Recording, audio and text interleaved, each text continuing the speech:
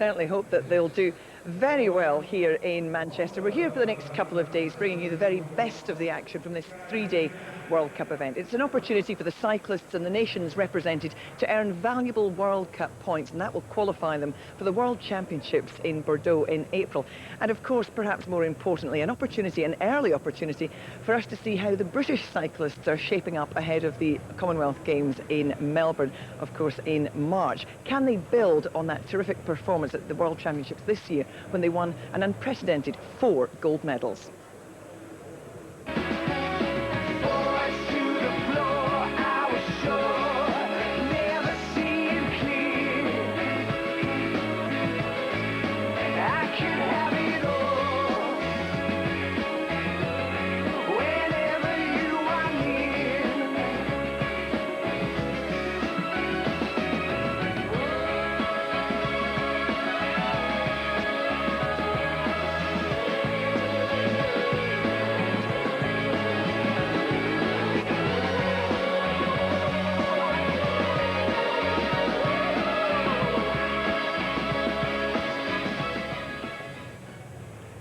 Well, we'll see at least 3/4 of that World Championship pursuit team for Great Britain in action live here a little bit later on. Now, though, let's get the best action from last night. Well, there's no doubt about the highlight of the first day of competition. 2 Olympic champions going head-to-head in the kilometre time trial. It's Scotland versus England, Hoy versus Queally.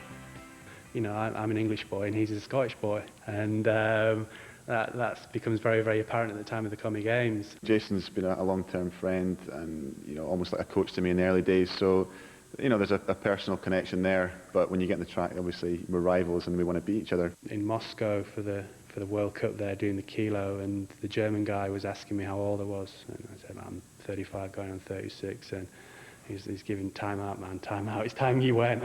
And I went, no. It's all about getting up to speed, trying to hold it, but not waste too much energy, and then just the last lap you're really hanging on. Well, the next heat in the men's kilometre competition will be between Yongfeng of China and Wilson Menez Gutierrez of Colombia.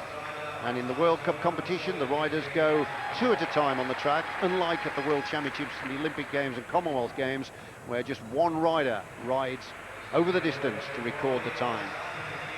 Feng of China, just 20 years of age, the Asian champion, won gold at the kilometre at the 10th Chinese National Championships. And Menez Gutierrez, 13th in Athens, respectable time as well, 1:03.614. There's a problem there for the Colombian. Don't quite know what's happened there. Yongfeng has continued, 19.416 for the opening lap. It's not the quickest we've had. Fastest opening lap is by Rodriguez from Puerto Rico, 19.329. Coming up to the midway point, 33.176. That is the fastest time so far. So Yongfeng of China going well. It'll be the bell this time. He's got a chance of going to the top of the leaderboard here. The 3/4 marker, 750 metres. He's still the quickest, 47.611. So he's almost 2 seconds faster than Guato of Argentina. Now, if he can maintain this kind of pace, he's going to go something like a long 1:4. In fact, it's a 1:03.409, a lifetime best then for Yongfeng of China. So he now becomes the new leader. Good controlled ride throughout the whole of the kilometre there for Feng of China. He's now the leader of the competition. Benjamin Wittmann of Germany on the left of the screen, just 18 years of age. Matthew Mandard from France on the right, 4 years his senior. Now, what can these two offer? Away they go then for their 4-lap time trial, and it's Yongfeng of China that leads at this stage, 1:03.409. Good polished start by both of these riders who are profiting from a lot of coaching. These are the kind of competitors who we can expect to see in Beijing. 18.597 by Mandard of France. He is the quickest. Now then, Arnold Tounon's in the middle, the world record holder, his fellow countryman, and no doubt he's been giving him 1 or 2 useful tips. So now then, can the Frenchman keep this kind of pace up? It's interesting to see if they've given too much too early. That's what happens here. Mandard is still leading, 32.626. It is the second half, of course, that always tells the story. It's all about tempering your effort. 47.710. Whitman now of Germany has gone ahead, but that's slower than Feng of China, and they both are really beginning to slow up now. It's taken its toll here, and they're heading on to their original starting stations, and the clock stops for both riders with a 1:04. The quickest there is Mandon of France, 1:04.379, and Whitman of Germany, 1:04.450. There are the standings then, with 3 more heats to go. Yongfeng of China leading with 1:03.409. But there's still big players to come. The left of the screen then is Vaposhita from Iran, and on the right of the screen in the back straight it's Manzouranis of Greece. And Manzouranis of Greece, well, that was a bit of a spluttering start, wasn't it? But he managed to recompose himself, but that could cost him dearly. So Vaposhita from Iran beginning to settle down now, the national champion. At a 1:05 to his credit, so I'm told. And Manzouranis, 23 years of age, of Greece, coming through. Opening lap time, 19:078 by Manzouranis of Greece. That's the 4th quickest so far of the competition. So he's certainly going to have to pick it up considerably if he wants to be in a position to challenge. Midway point, and it's still Manzouranis of Greece that's got the better here of Vaposhita from Iran. They're into the second half now of this time trial, and the rider from Greece certainly has got the measure of his opponent. Final lap. Both riders are beginning to roll a little bit. You can see that he's losing his line. He was outside the red sprinters line there, so that means he's covering a greater distance, but it's going to be Manzouranis of Greece that wins this. He's home in 1:04.845, and his opponent, that's Vaposhita from Iran, closing out in 1:07.379. You're looking there at the Olympic champion Chris Hoy. So Chris Hoy, the Olympic gold medalist from Athens on the left of our screen, the fastest man at sea level with a blistering time of 60.711. And on the right of our screen, representing Holland, is Tim Velt with a personal best of 1:02.15. Now Yongfeng of China leads the competition, 1:03.409, but that time is well within the compass of Chris Hoy. Chris Hoy won the national championships in October with a 1:2, and he has been training very much for this. Coming through, opening lap for Chris Hoy, 18.253, fastest of the competition. So the world, Commonwealth and Olympic champion looking very, very sharp indeed as he comes up to the midway point. Still the quickest, 31.825. When he set that sea level best ever, he was at the midway point in 31.414. But Hoy is looking good. He'll be targeting the Commonwealth Games for Scotland when he defends his title in March in Melbourne. Still the fastest, 46.345, and Velt of Holland is also going very well. He's posted the second quickest time at the 3/4 mark of 47.066. But here comes Chris Hoy up to the line now. What's he going to stop the clock at? Oh, it's a long one, 1:01.922. He goes to the head of the leaderboard. Velt's time from the Netherlands, 1:02.918, pops him into the second position, and Yongfeng, the long-time leader of the competition, moves down now into third spot with 1:03.409. But he didn't disappoint, did he, Chris Hoy? His parents are there watching. That's David and Carol. They follow him around all the international competitions. So Chris Hoy must now wait to see if that time is good enough to give him the gold medal. The final 2 competitors preparing for their kilometre time trial. Jason Queally, the Olympic champion in Sydney 4 years ago. His opponent, starting in the back straight, Kasper Jorgensen from Denmark. And Queally has just seen Chris Hoy post the quickest time of 1:01.922. Queally's wearing the white jersey as the overall leader of the World Cup, having won the kilometre time trial in Moscow with a 1:02.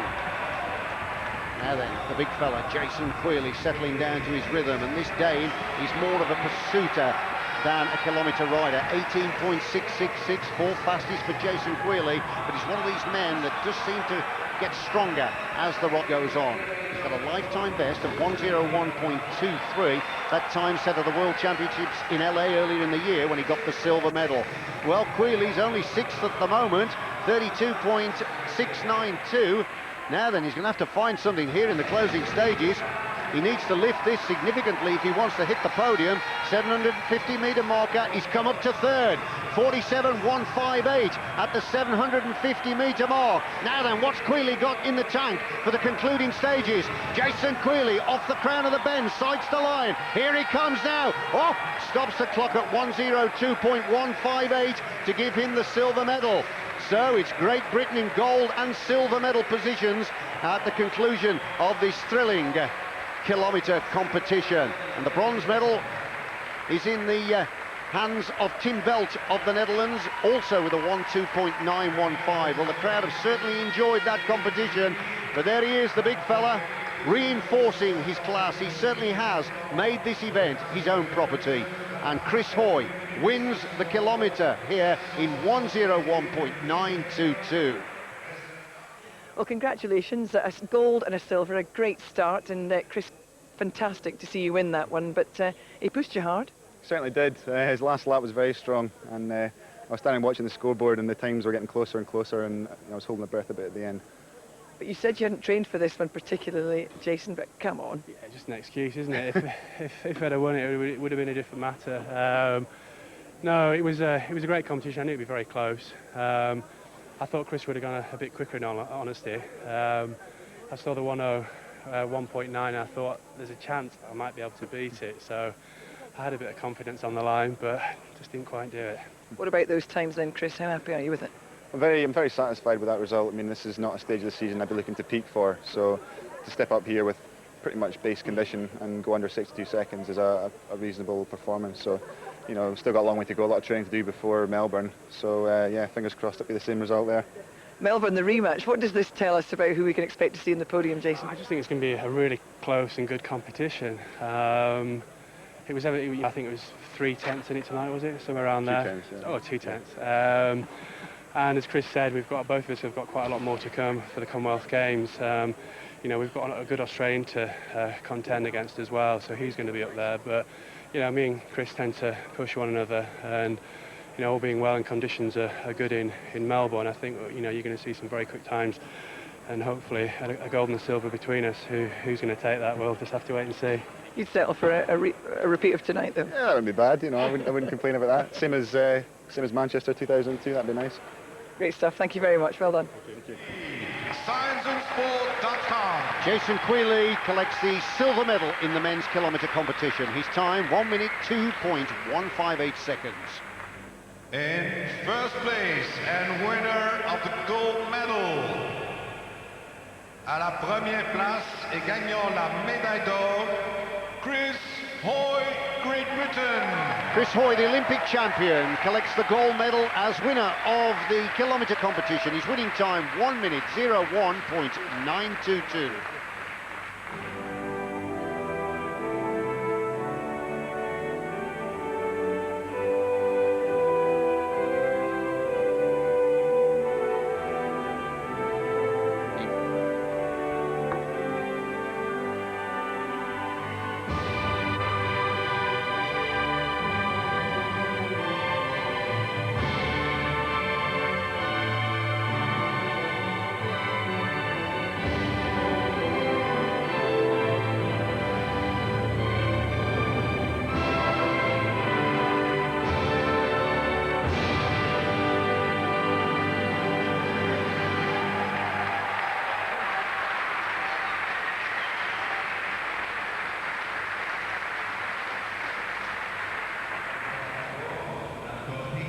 .30 laps to go in this men's scratch race, and the whole field are still together.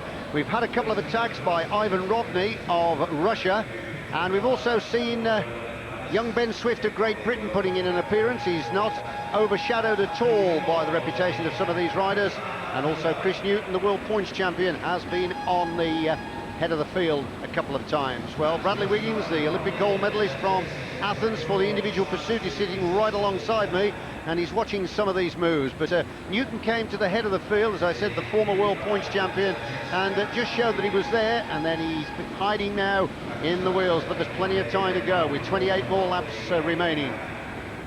Yeah, this Russian will not lie down. As we saw there, he's just trying another move again, just trying to stir something up. And he got big Magnus Baxted there, just trying to have a go, but things are starting to half now with 27 laps to go. Pace beginning to lift. There was daylight appearing there as riders grovel to get into the pace setting of the wheel ahead, and we've got an attack developing here. And it looks like the Greek trying to go clear. No, in fact, it's Ivan Kovalev, number 172. He's actually riding for his professional team, Omnibike Dynamo Moscow, one of the Russians in the event. It's a new anomaly by the UCI that competitors can actually ride for their trade team. Now then, there's a big roar around the arena because Chris Newton has gone to the head, injecting some pace, and it's caused some damage, this, because a little breakaway of 6 are now going clear, and Newton was the man that instigated the move. He really is a fantastic track rider. Yeah, Hugh, this is a decisive moment in the race now. We've got the world champion Rasmussen there, Chris Newton, we've got the World Cup leader, so this is a decisive point now. And it was Chris Newton that tickled the throttle and split the field. Now then, the question is, are they going to capitalise on it? It's quite a big group. They need to start to relay each other and share the workload. 7 riders clear. Holland are also represented here.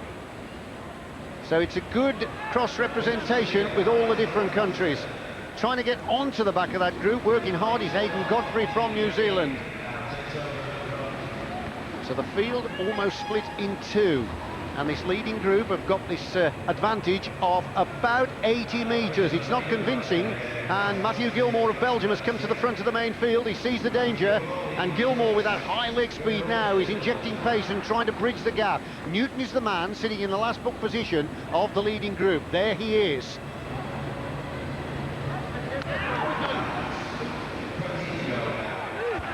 Sixteen more laps to go then in this men's scratch race, and it's Tamaridis of Greece that's gone clear. You can see the advantage. He's in the back straight, but he could do with a little bit of company because there's a chasing trio now forming behind and trying to chip away at the advantage that Tamaridis has established.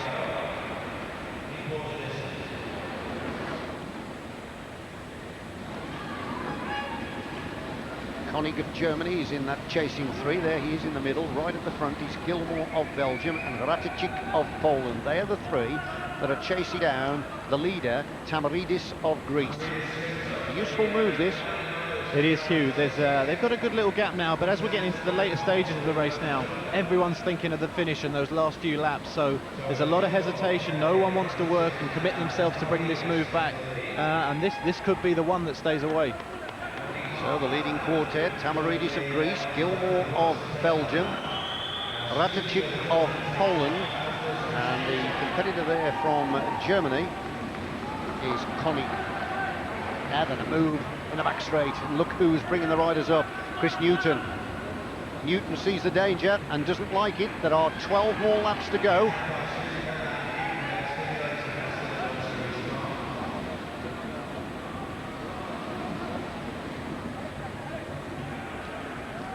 Got Kovalev with him, actually, the man that won in Moscow. Ben Swift's about 3rd back in the string of the main field as well. But these 4 are building a handsome lead, and this could be the medal deciding group. 10 laps to go. Tamaridis of Greece leading. Nobody wants to take it on. In fact, the bunch have swung high, and the world champion is off the front of the main field by about 20 metres, but he's got no allies at all there. It looks like these 4, if the bunch do not pick the pace up, could actually lap the field. I think that's it now, Hugh. These guys have got over half a lap now, just coming into the back straight now, and the peloton seems to have given up. They know that they're not going to get these 4 back now, and it looks like they're going to take a lap. 8 laps to go, and here come the leading quartet. There's going to be a huge roar from the crowd when they do make the junction with the back of the field. That will put them 1 lap clear, and it's Koenig of Germany, the first man to make contact with the back of the main field. So these 4 are now clear. Tamaridis of Greece, Gilmore of Belgium, Koenig of Germany, and Ratajczyk of Poland. They have gained 1 lap.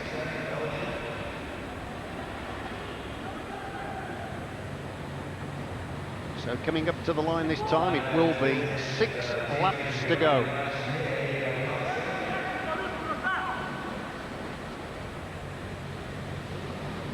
Now the situation here is wherever those four finish in this main field, that is where they finish in the race, because if Tamaridis was to be the highest placed finisher out of the four when the bunch crossed the line, then he would be the outright winner. An attack by Poland here.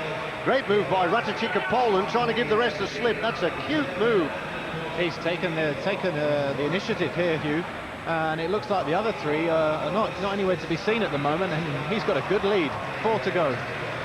So 1 kilometre remaining, and the crowd are getting behind the pole here. He's gone clear, Ratajczyk, and if he can continue with his power, he's going to win the gold medal. Reaction off the front then from Tamaridis of Greece, but the rest have pegged him back. There was almost a crash at the back there. The younger Russian, Rodney, was trying to come over the top. Somebody swung high and nearly knocked him off, but he rode the bike well and managed to stay upright. But Ratajczyk with 2 to go, 500 metres. Big attack off the front of the main field now. It's New Zealand, Hayden Godfrey, that's chasing Ratajczyk down. And I don't know why, because he's a lap back and he's not going to do the pole any favours.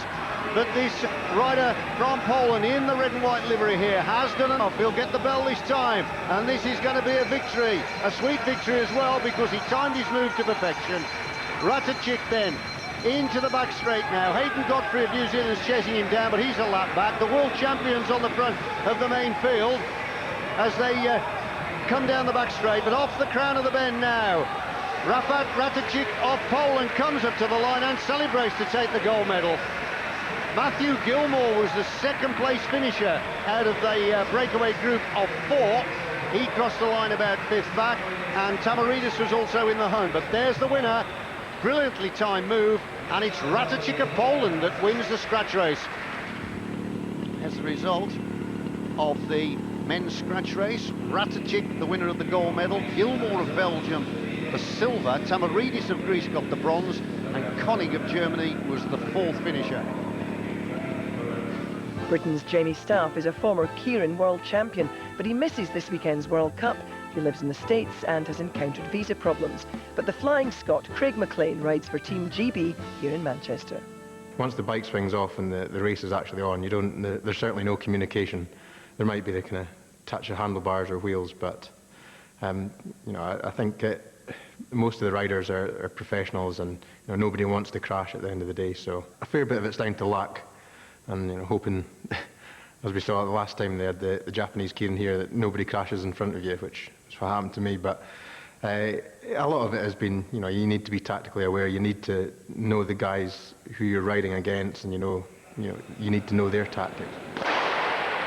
This is heat 1 of the second round of the men's Keirin, and the lineup, let me tell you, is Ryan Bailey of Australia, Escrido from Spain, Craig McLean of Great Britain, Sergei Rubin from Russia, Matthew Crampton riding for SIS, the other British competitor through to this heat, and Vinokurov of the Ukraine. First 3 riders in each heat will progress through to the final by right. So it's Ryan Bailey, the Olympic champion, who's starting to get that form back together that impressed us all in Athens. But it's Craig McLean that's right on the back of the pacing Derny bike. Let me just tell you that the race is 8 laps here at the velodrome, and the Derny swings off into the well of the track in the back straight with 2.5 laps to go. It builds up the speed to a maximum of 50 kilometers an hour. Nobody's allowed to pass that little pacing bike until it swings off the velodrome board. The early stages here are all about trying to sort out the position that you feel suits you best to try and win. It's a dangerous discipline, hugely popular in Japan, where of course there is betting there. There are several thousand registered professionals that ride the Keirin. So the drone of the engine tells you that the speed is beginning to increase. 4 laps to go. Craig McLean still sits right on the back of the pacing bike. Matthew Crampton had to win his way back into the competition. There's Crampton via the repechage, so he's had an extra ride over the rest of the field. We're going to lose the little Derny bike this time, and then the riders will go into a free-for-all lunge for the line. Russia take it on already at the front. Big move here then by the Russian. This is Ruban. Ruben going to the front here, 27 years of age, powerful rider. Esquerido sits second wheel, McLean sits third. He's going to have to be vigilant here because coming underneath is Vinokurov that won in Moscow, and Craig McLean's on the outside with quite a bit of work to do. Bell lap, Ruben of Russia right on the front. Remember, the first three go through here by right. And McLean is being squeezed right out of this, and so is Crampton, the other British competitor. They've got a lot of work to do. They're not going to make it here. And it's going to be the leader coming through. Vinokurov takes it on the line from Esquerido, and it looked like Ruben of Russia underneath for third place. And the bad news there is that the two British competitors have missed the move in the closing stages. So that means that they will go into the minor final.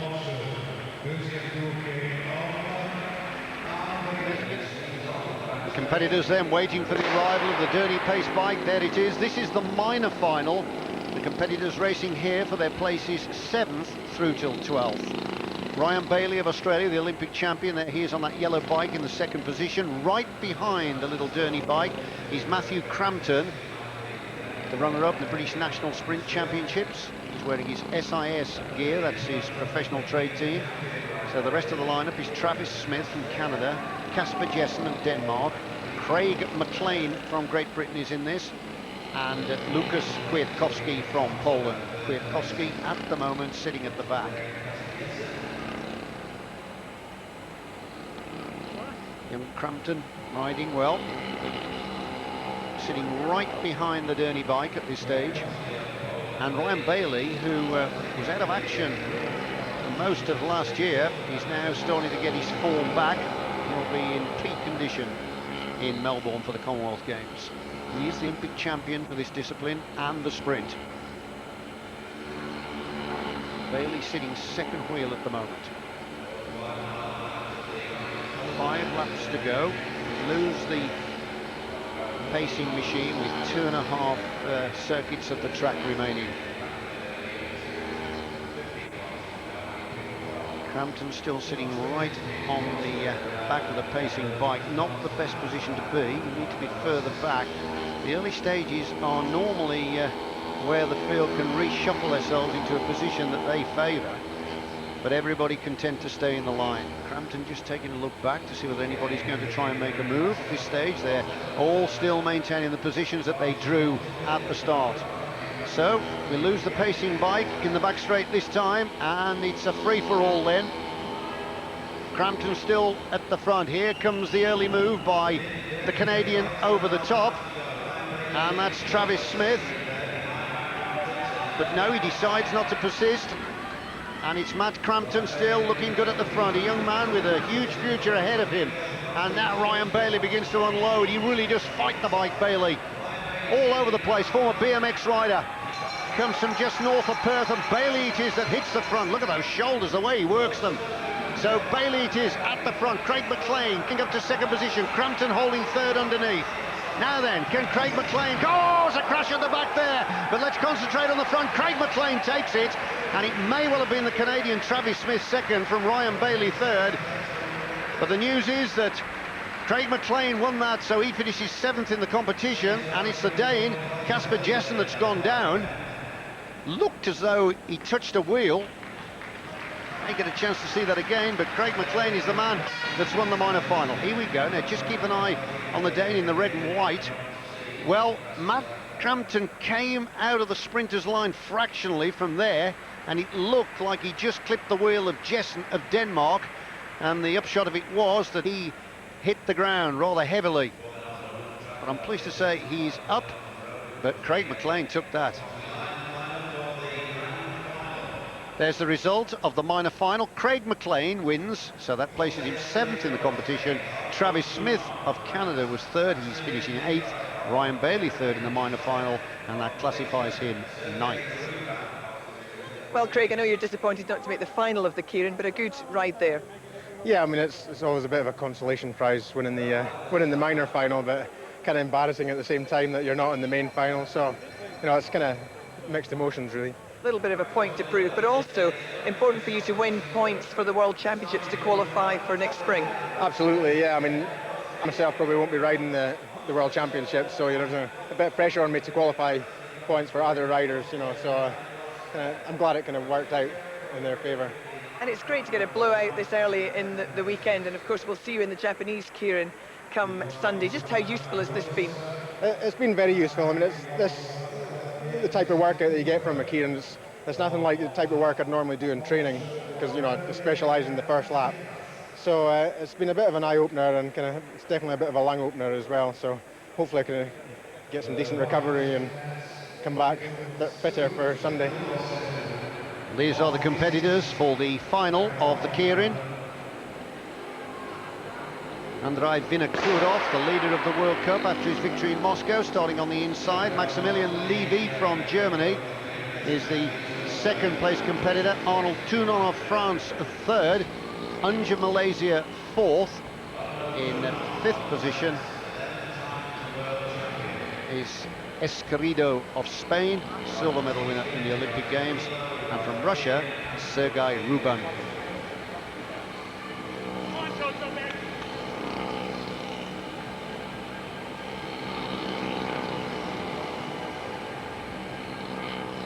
Tucked behind the pacing bike, Andrei Vinokurov. He beat Kwiatkowski of Poland for the first position in Moscow in round one. Wearing the white jersey that signifies that he is the leader of the World Cup competition.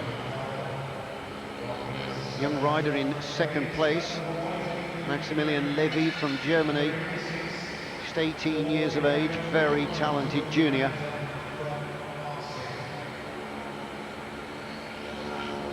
Rides with a very, very wise head.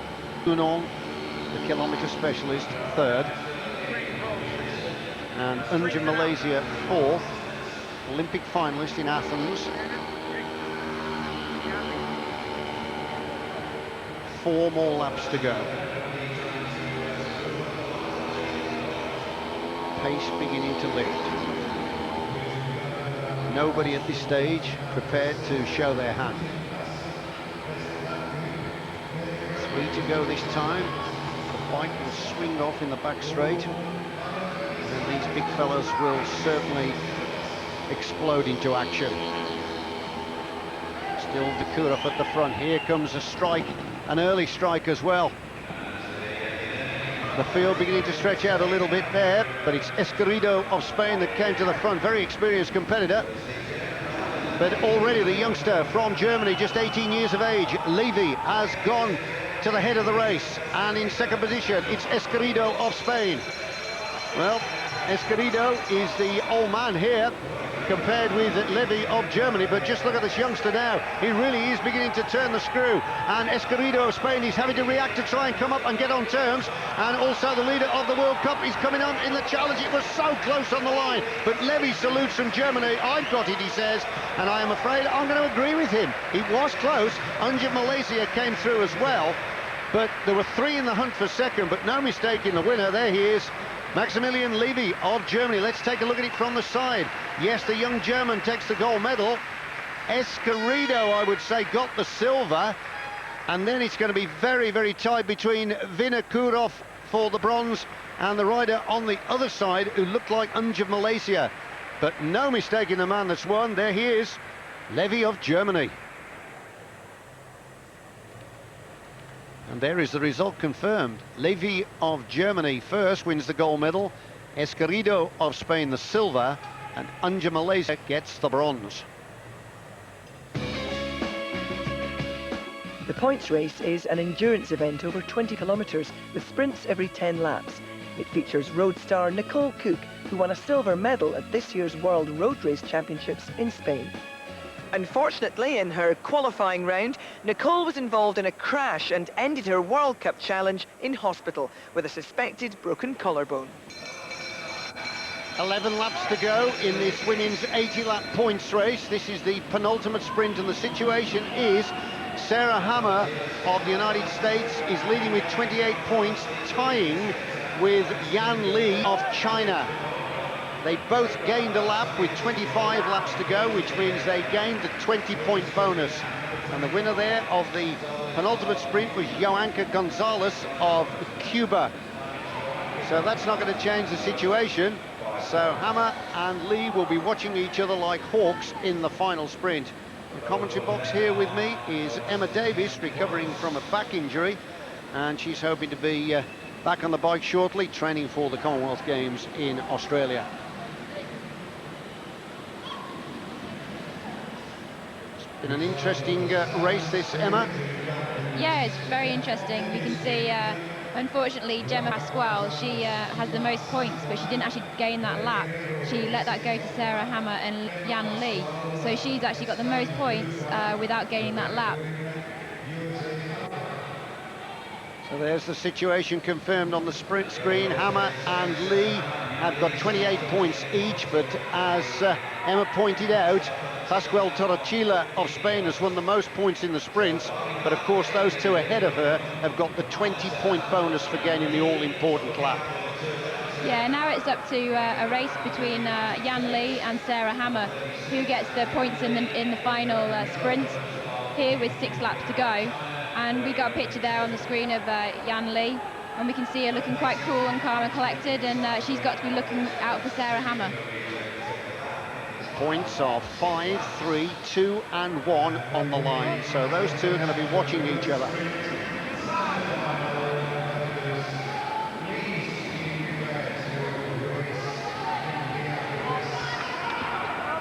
Should both these riders finish on the same points and they don't pick up any in the concluding sprint, it will be the highest place out of the two crossing the line. Yeah, that's correct, Hugh, and you can see them now, they're starting to line out, and Hammer and Lee really should be looking for each other, trying to place themselves together. They know that they're tied on the same points, their coaches will be telling that from the side of the track, and they just need to beat one another.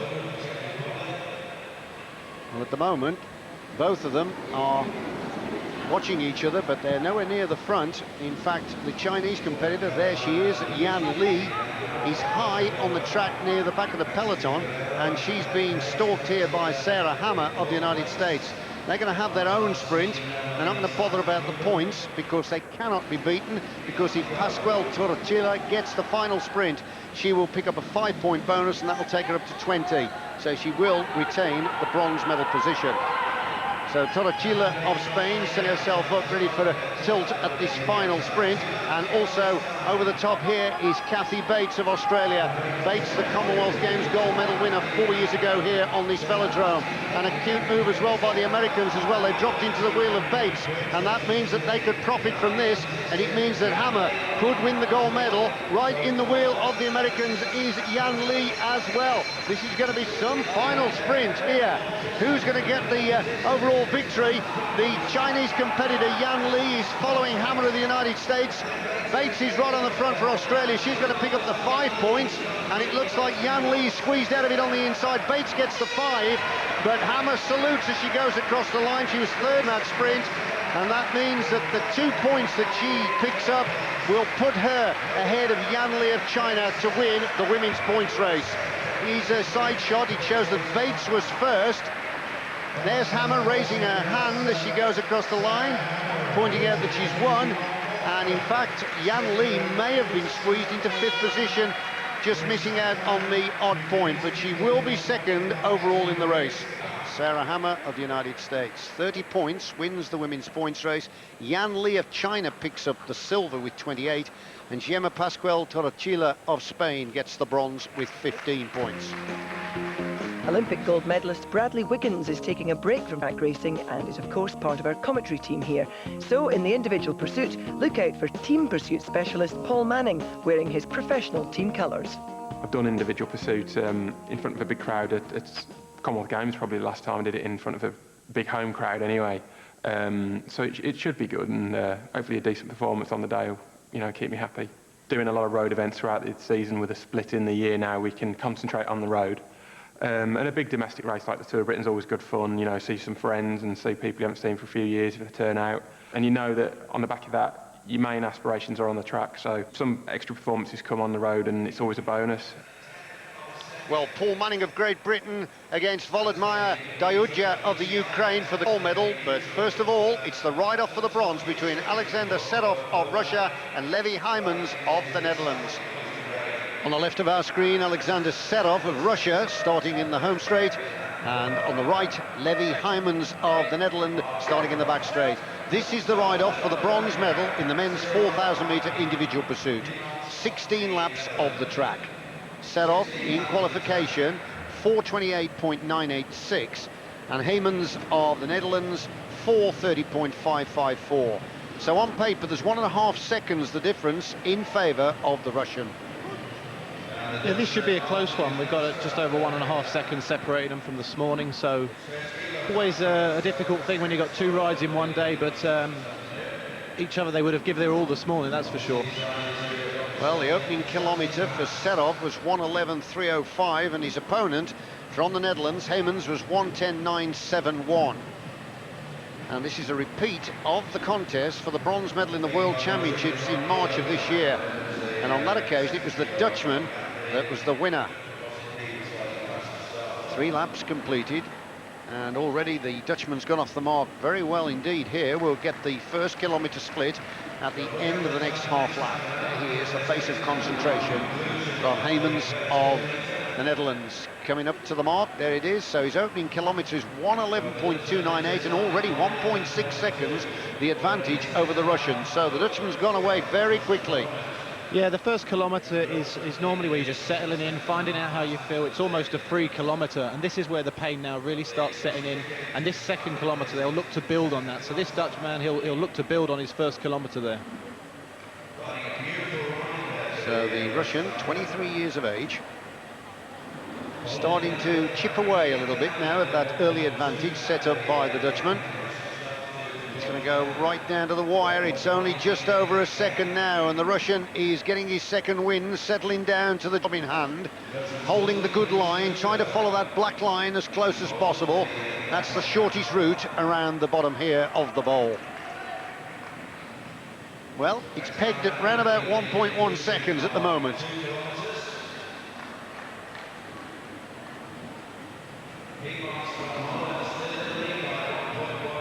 Interesting to see the strength of the Russian as it begins to unfold. There it is, it's still pegged at 1.1 seconds, so it's a good contest here.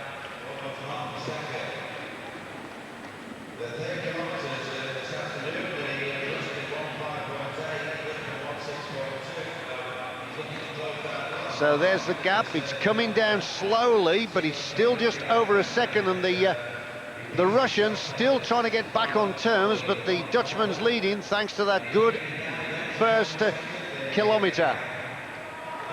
There's still just over a second lead here for the Dutchman. Looks like he's just maintaining that now coming up to the last kilometre, but this is where it really starts to hurt now, Hugh. This is where the pain's setting in. We've got a kilometre to go, and this is where it's really on courage now. To dictate to that gear, don't let the gear dictate to you. And it looks very much to me as though the Russians beginning to slip back here. So Heymans of the Netherlands capitalising on the early good work and beginning to increase his lead. So the bronze medal looks as though it's going to the Netherlands here. And looking very smooth as well, Hugh. Not showing any signs of any fatigue at this stage in his face at least. But I can assure you it'll certainly be hurting now, just coming up to 2 to go. So he's replicating his performance at those World Championships earlier in the year, when Heymans of the Netherlands got the better of Serov for the bronze. It's almost 2 seconds now, and the Dutchman almost got his opponent in his sights. If he can just get him in the same straight, that really will be the spur.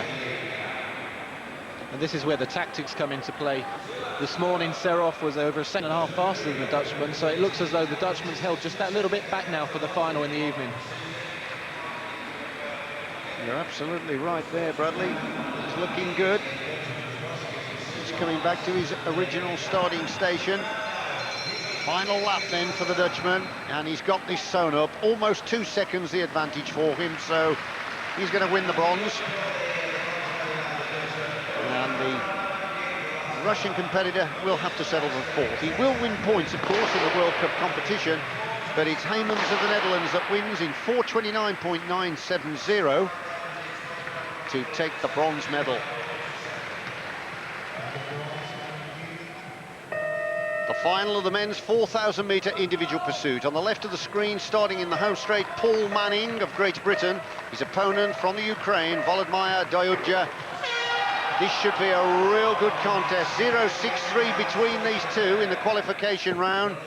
Manning 4:26.950 and Dayudja of the Ukraine 4:27.013.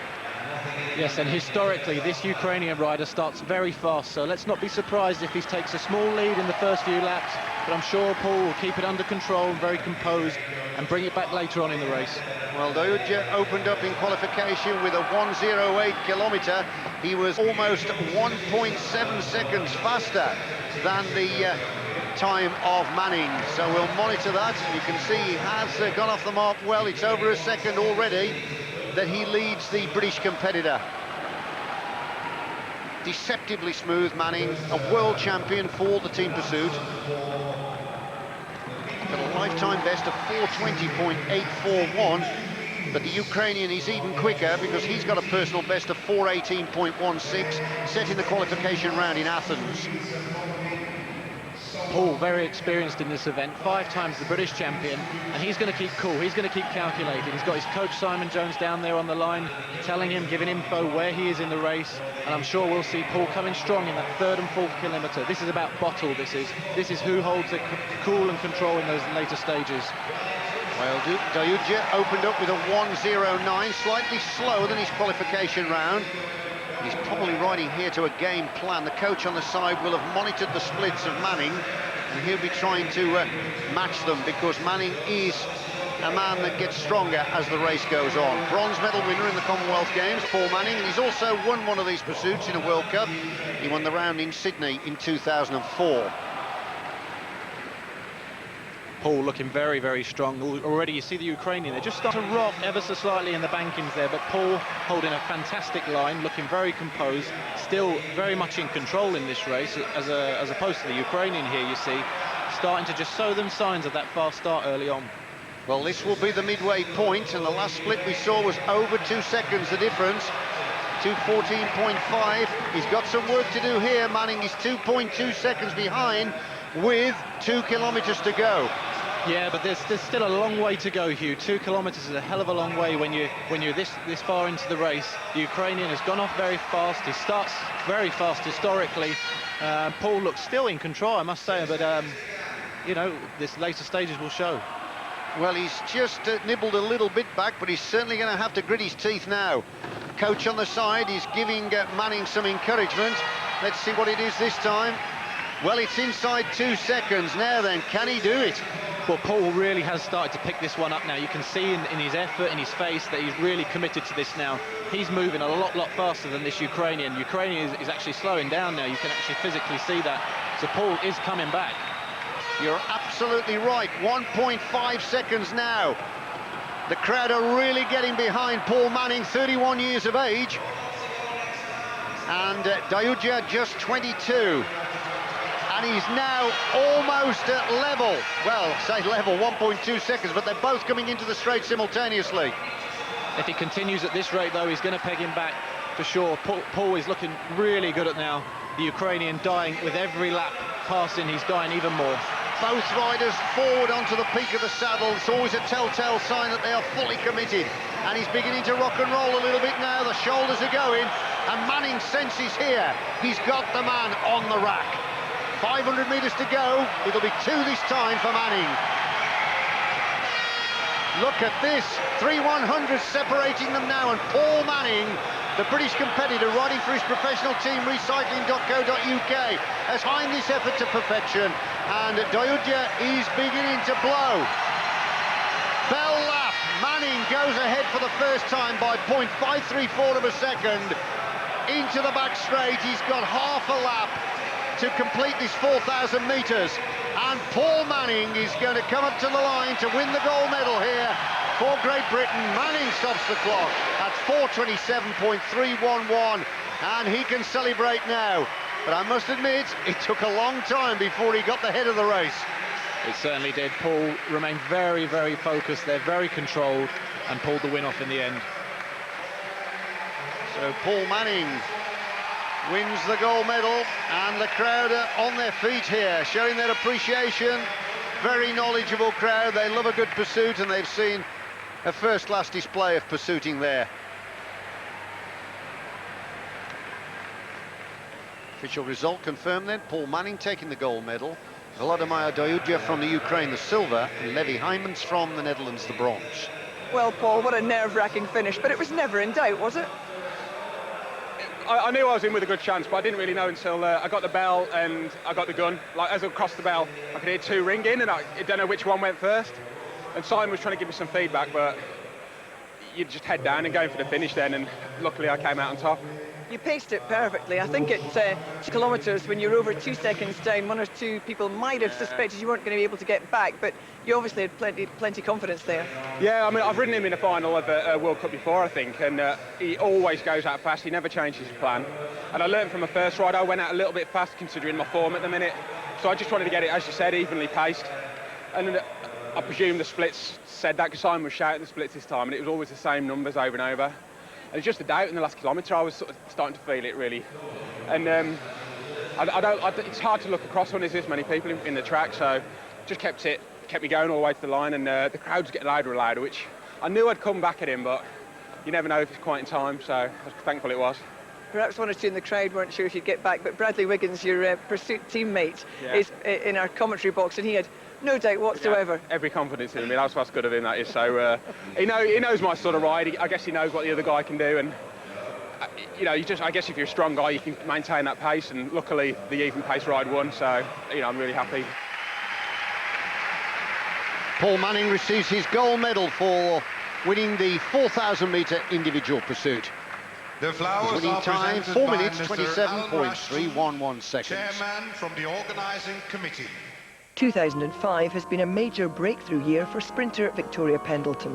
She won the world title in Los Angeles in the spring and returns to Manchester to wear the rainbow jersey in front of a home crowd. There's 5 or 6 women on the world circuit who could equally win the world championships if they had a really good day. So it's close. I mean, it's not as if I'm much better than everyone else. It's a very close race, and I think, it's just about who gets everything right on the day. So it's weird. I mean, obviously people know that I'm up there now. I'm in the top sort of 5 or 6 in the world. So I guess people do, approach racing with me a little bit differently. So, and which is nice. Obviously, it makes me feel a bit more confident as well. Race 2 of the women's semi-final between Victoria Pendleton, the world champion, there she is, in the second position. Her opponent, Simona Krupa-Kaita of Lithuania. A lot of work to do here for Krupa-Kaita. She's lost the first race to Pendleton, who comfortably crossed the line in 12.091 seconds. So the British world champion is certainly enjoying riding here on her home track. She won that world title in Los Angeles earlier this year in March, and she's totally focused on the Commonwealth Games in Melbourne next year.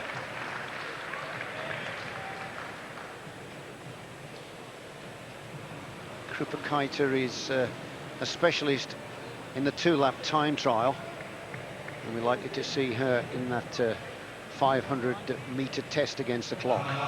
Pendleton more the pure sprinter, and a lot of height here, so she'll use that to good effect. She'll drop down that steep banking and pick up the high leg speed and close Krupa-Kaita down. So 1 lap to go. If she picks Krupa-Kaita here, she'll go straight into the final.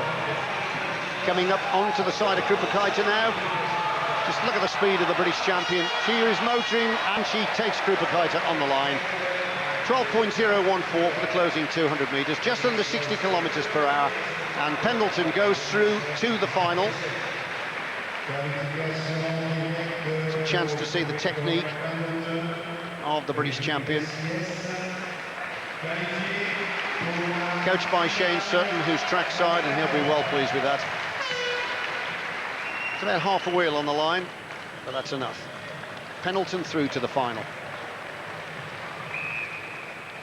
Race 2, the second semi-final here in the women's sprint between Natalia Chilenskaya of Belarus. She's the leader of the World Cup, having won round 1 in Moscow.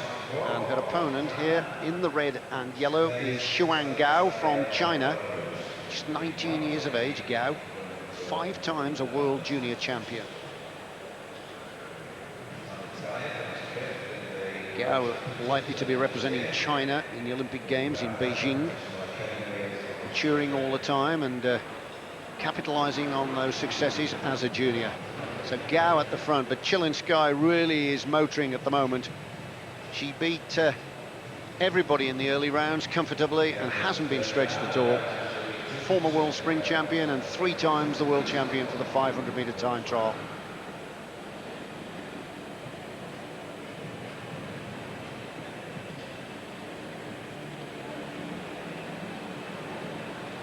Chilinskaya, 11 years older than Gao. A lot of work to do here then for the young Chinese competitor. Here comes Chilinskaya. She's got so much power, just the same as the first match. And it really is all over. The result is academic. Natalia Chilinskaya wins 2-0 to set up a repeat of the final in round 1 of the World Cup in Moscow. It'll be Victoria Pendleton, the world champion, versus Natalia Chilinskaya. And Pendleton will be looking for revenge because she finished second on that occasion. Race 1 for the women's sprint final between Victoria Pendleton and Natalia Chilinskaya. Pendleton there in the rainbow jersey as the world champion, and Chilinskaya is wearing the white jersey as the leader of the World Cup competition. Now this is a repeat of the final from Moscow in round 1, and Pendleton was beaten on that occasion 2-1.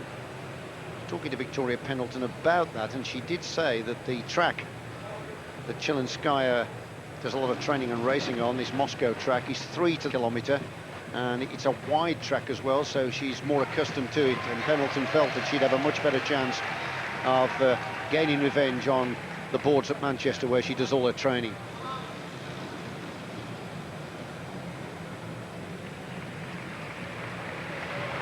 She's powerful though, Chilinskaya. Very strong rider in the 500-metre time trial. She's also won this world title sprint competition as well. So now then, Pendleton is really fired up for this one. And if she can win the first match, that's going to be a terrific psychological advantage, but I think she's been caught napping there. Now then, can she respond? Chilinskaya is coming around the outside. I think Pendleton was caught napping, but she's got the strength. Oh, yes! The world champion responded well. I thought Chilinskaya was going to get over the top there, but it looked like Pendleton has drawn first blood. It's a chance to look at this from the side. Throwing the bike at the line now. It's close. It's close. Oh, but Pendleton wins that for me, and that puts her 1 up. 12.194 for the closing 200 metres. Almost 60 kilometres an hour, and the capture confirms the call.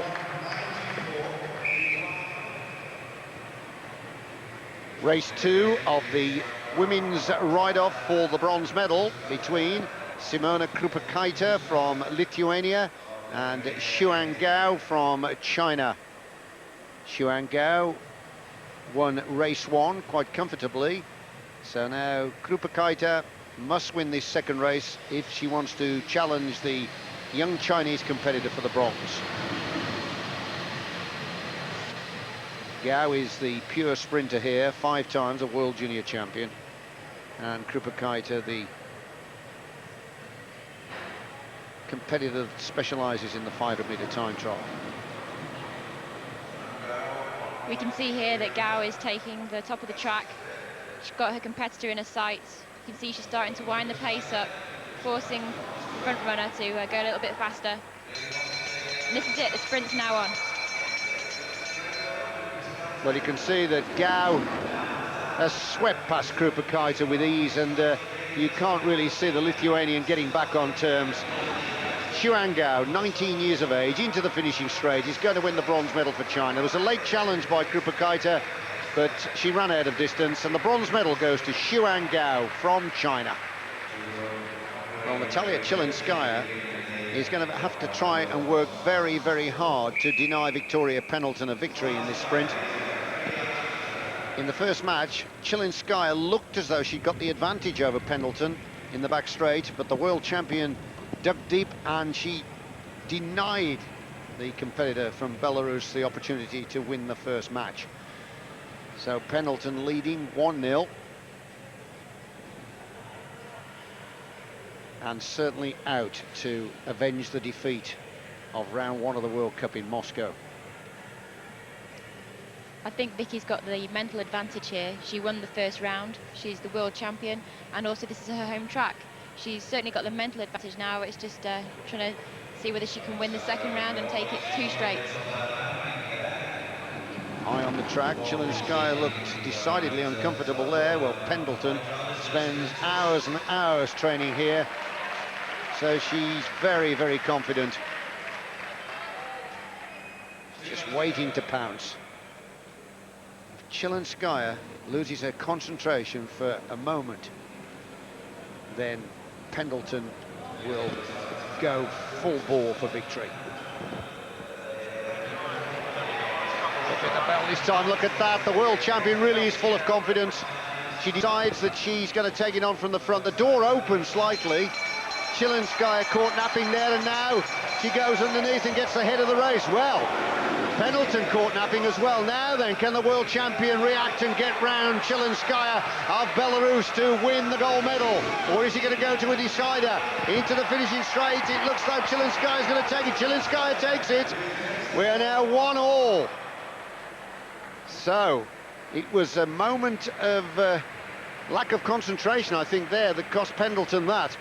Yeah, Vicky definitely, she was looking the wrong way, and we saw the Belarusian, she took the advantage and went straight inside her. We can see it here on the replay now, straight inside, and she actually went off the track.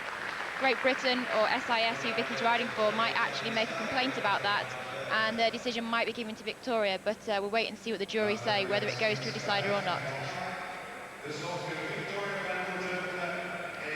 Well, there we are, Shane Sutton, the coach, congratulating Victoria Pendleton, because it's just been announced that Natalia Chilinskaya has been relegated, and it really is not surprising because she was sprinting on the green, and that is not perceived to be the track. So Victoria Pendleton wins the gold medal, and she has conquered Natalia Chilinskaya, who beat her in Moscow. Here's the incident. Pendleton was looking the wrong way, but then Chilinskaya, well, she's on the green. Now, they say that the track stops at the blue because that's called the Côte d'Azur, so I'm not surprised at that. So the gold medal has been won by Victoria Pendleton, the silver to Natalia Chilinskaya, and the bronze to Xuan Gao of China. Well, Victoria, a bit of revenge for the result in Moscow, but just what happened in that second one?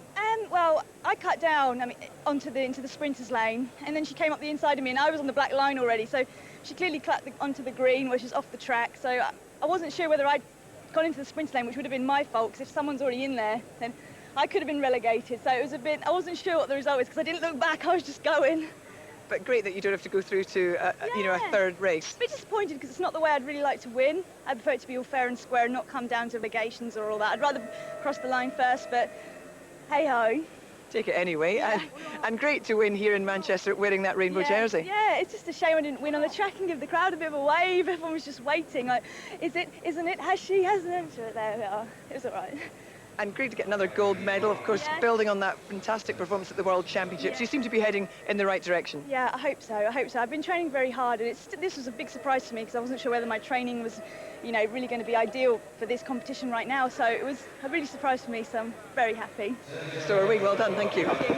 Victoria Pendleton, scienceandsports.com.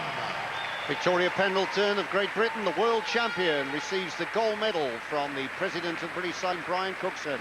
Pendleton, first place in the women's sprint. Well, welcome back to the Manchester Velodrome, where everything is going to plan as far as the British team is concerned at this World Cup event. Lots of medals so far, including Paul Manning. He took gold in the individual pursuit last night, and he's hoping to add to that today. He goes for gold in the team pursuit. Great Britain has one of the most consistent pursuit teams on the track. After years of silver medal performances, they finally clinched World Championship gold in Los Angeles. This is the first opportunity to wear the World Championship stripes in the year that we are World Champs, so be a special occasion. Even now when I look at pictures of us in the corridors around here on the podium, it looks a bit strange. It looks like my head's been pasted on top of the jersey. and a great excitement for you to join what has been a hugely successful team pursuit over the years. I don't really know what to say, but I know them on a personal level, you know, so it's all good. But yeah, obviously I want to do what I can to support them. Obviously, I don't want to let myself and the team down. So. And it'd be great to come here and win this World Cup event wearing the rainbow jersey here in front of a home crowd. Definitely, pressure will be on.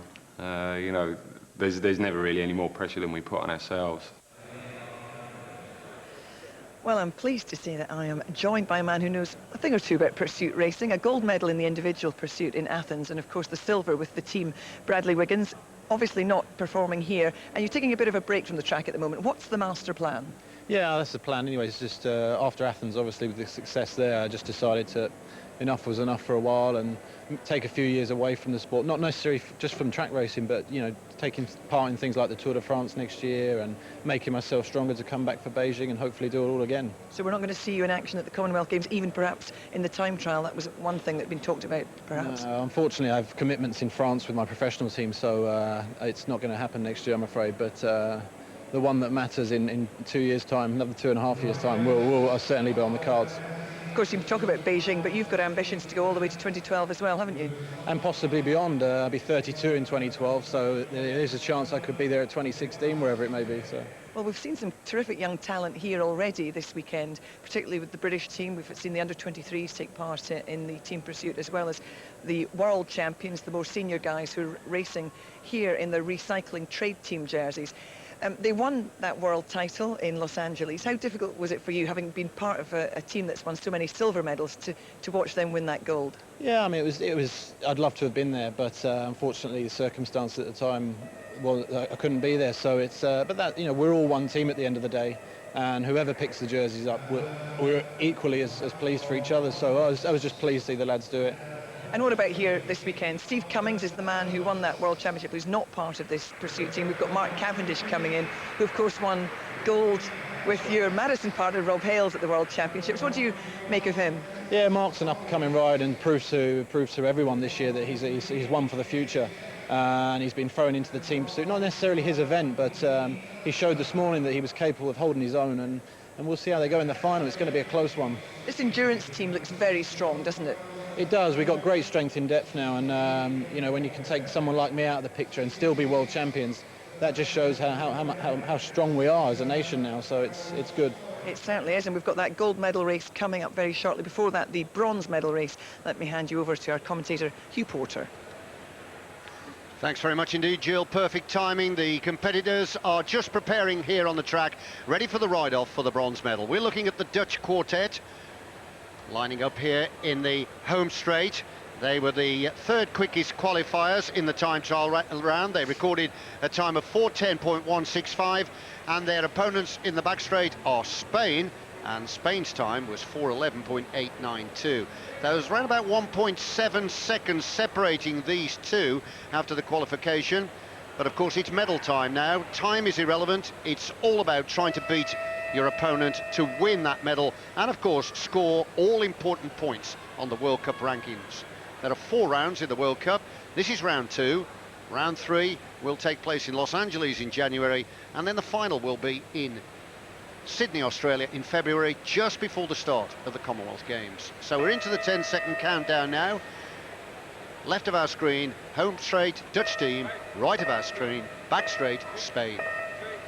4,000 metres, 16 laps of the track. And the Dutch team are led off here by Jens Muris, followed by Wim Stottinger.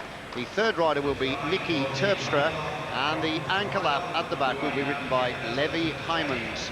The team from Spain will be led off by Ferrer Garcia, and the second wheel will be Isaac Galvez. Third is Castano Panadero, and fourth is Montana Juanido. So the early stages here, all important as the teams settle down. And I'm joined in the commentary box by the Olympic gold medalist for the individual pursuit, and no mean team pursuiter as well, Bradley Wiggins, and he'll be looking at this with great interest. The Dutch, of course, were second in the World Championships earlier this year to Great Britain. Yeah, Hugh, this should be quite an interesting match. Both of these teams have made tremendous inroads in the last few years in team pursuiting. The Dutch this year, silver medalists behind the Great Britain at the World Championships, so this should be quite an interesting one. Of course, Spain last year, the bronze medalists in Athens, So looking for the first kilometre split. There it is. It's a good start by Spain, 106.772. Not quite as quick as their qualification ride, but just to reiterate my earlier comment, it's all about beating your opponent here. The time is irrelevant. Those squads looking pretty good here, holding a good line. Good technique being shown. The Dutch, really a country more renowned for six-day riders and road specialists, but they're starting to get a strong track squad together. They're coached by Pete de Wit, the former world motor pacing champion. And they get stronger and stronger. And by Beijing, I wouldn't be surprised if they're not on the podium with several of the disciplines.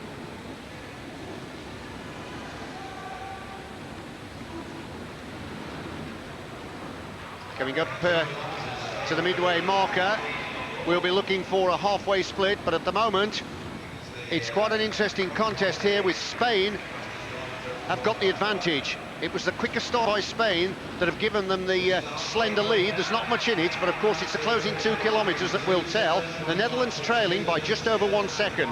Yeah, Spain just holding that lead they built up early on in the early stages, and both teams looking really good here still. Both still complete with 4 riders.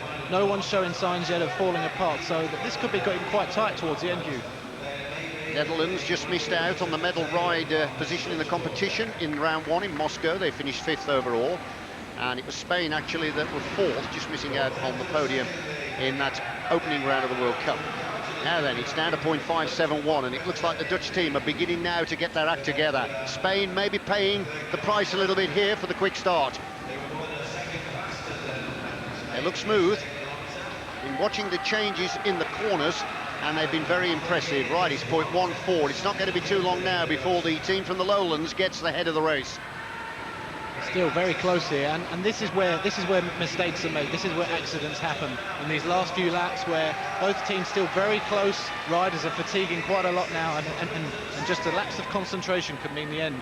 6/100ths of a second separating them now. It's a real cliffhanger here, and the good crowd that have turned out for the Saturday action are enjoying it. Spain are down to 3. They've lost a man, so are Holland. But of course, it's all about the time on the third rider crossing the line. This is often what happens in a squad.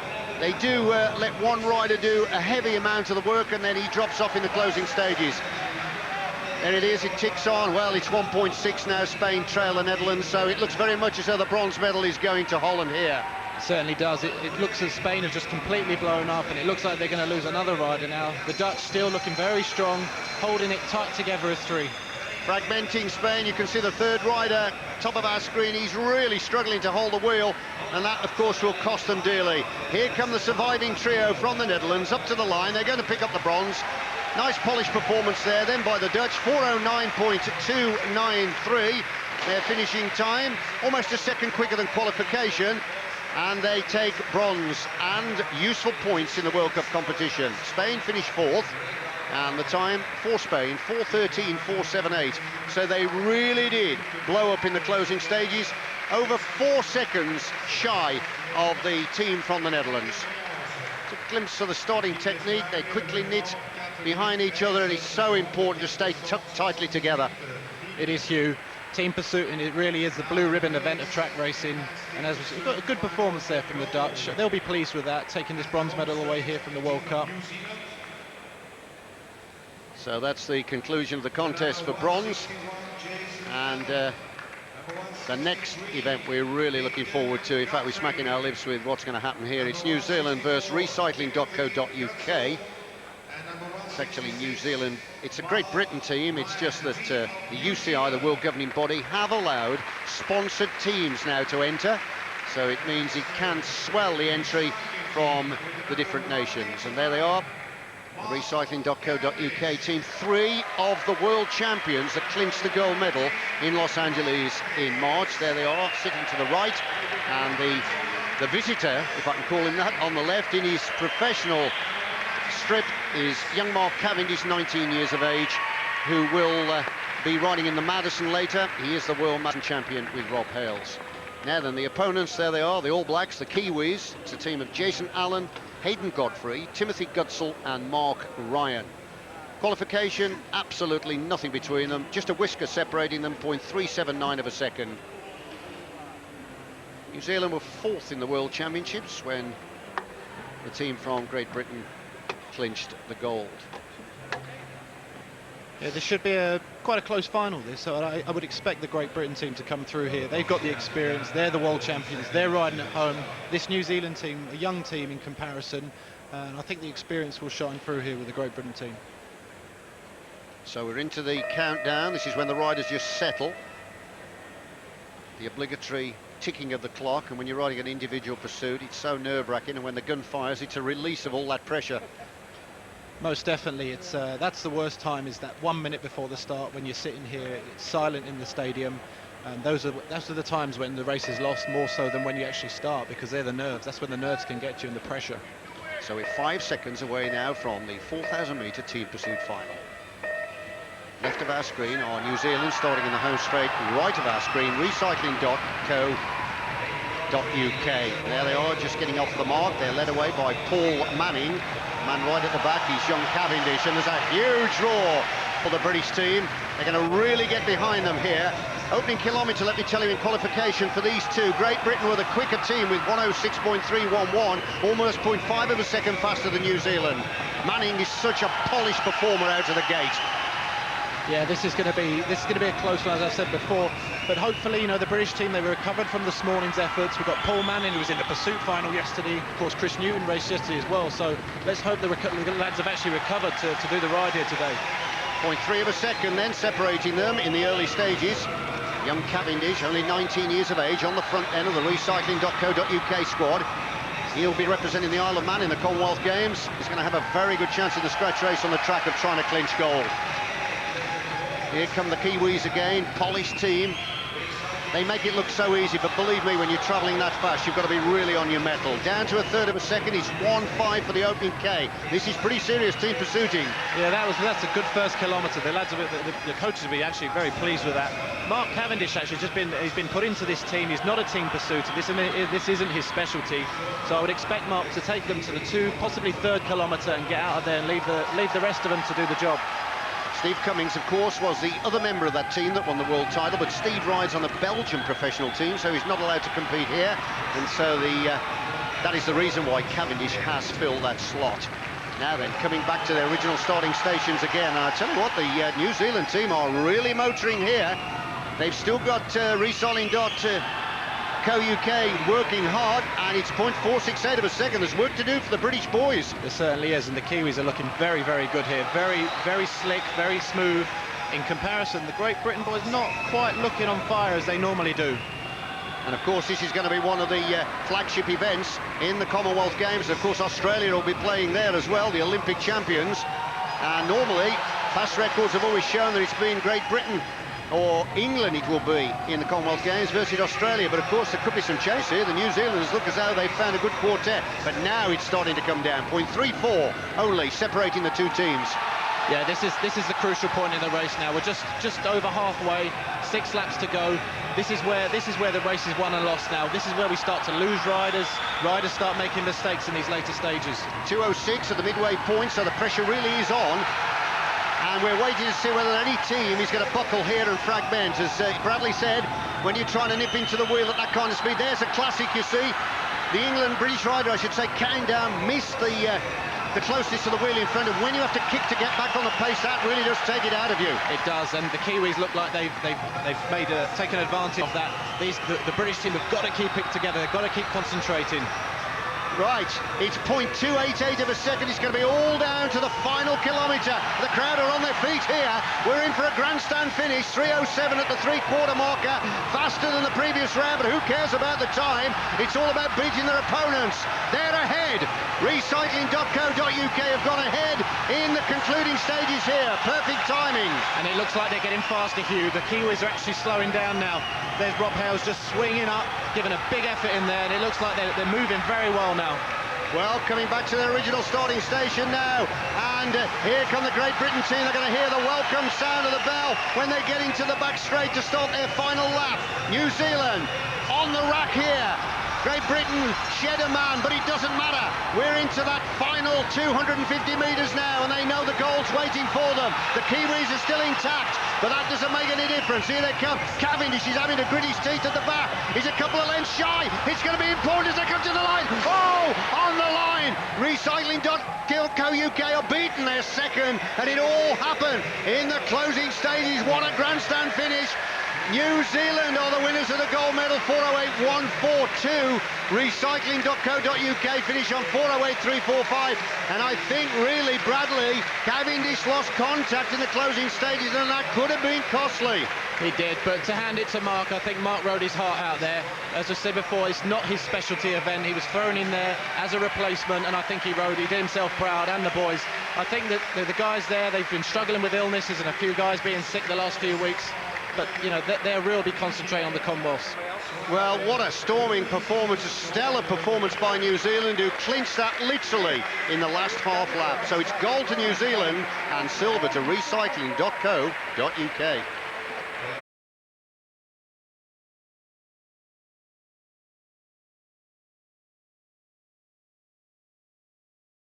Of course, it is this final day of this World Cup event, and at stake, as you say, medals, of course, and those World Cup qualifying points to qualify cyclists and nations to compete at the World Championships next spring. Well, as far as the Great British cyclists are concerned, they're delivering on both fronts, and I think there's plenty of evidence that they're on the right track heading into the Commonwealth Games in March.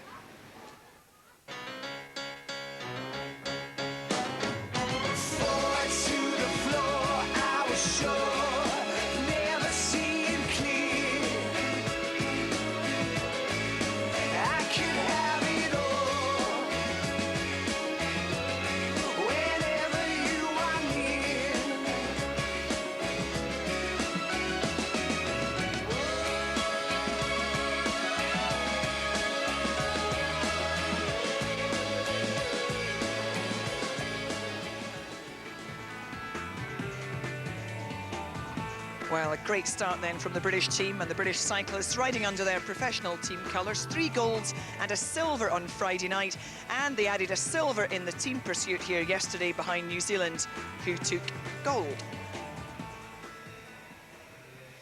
So, encouraging signs then from the Great British team here ahead of those Commonwealth Games.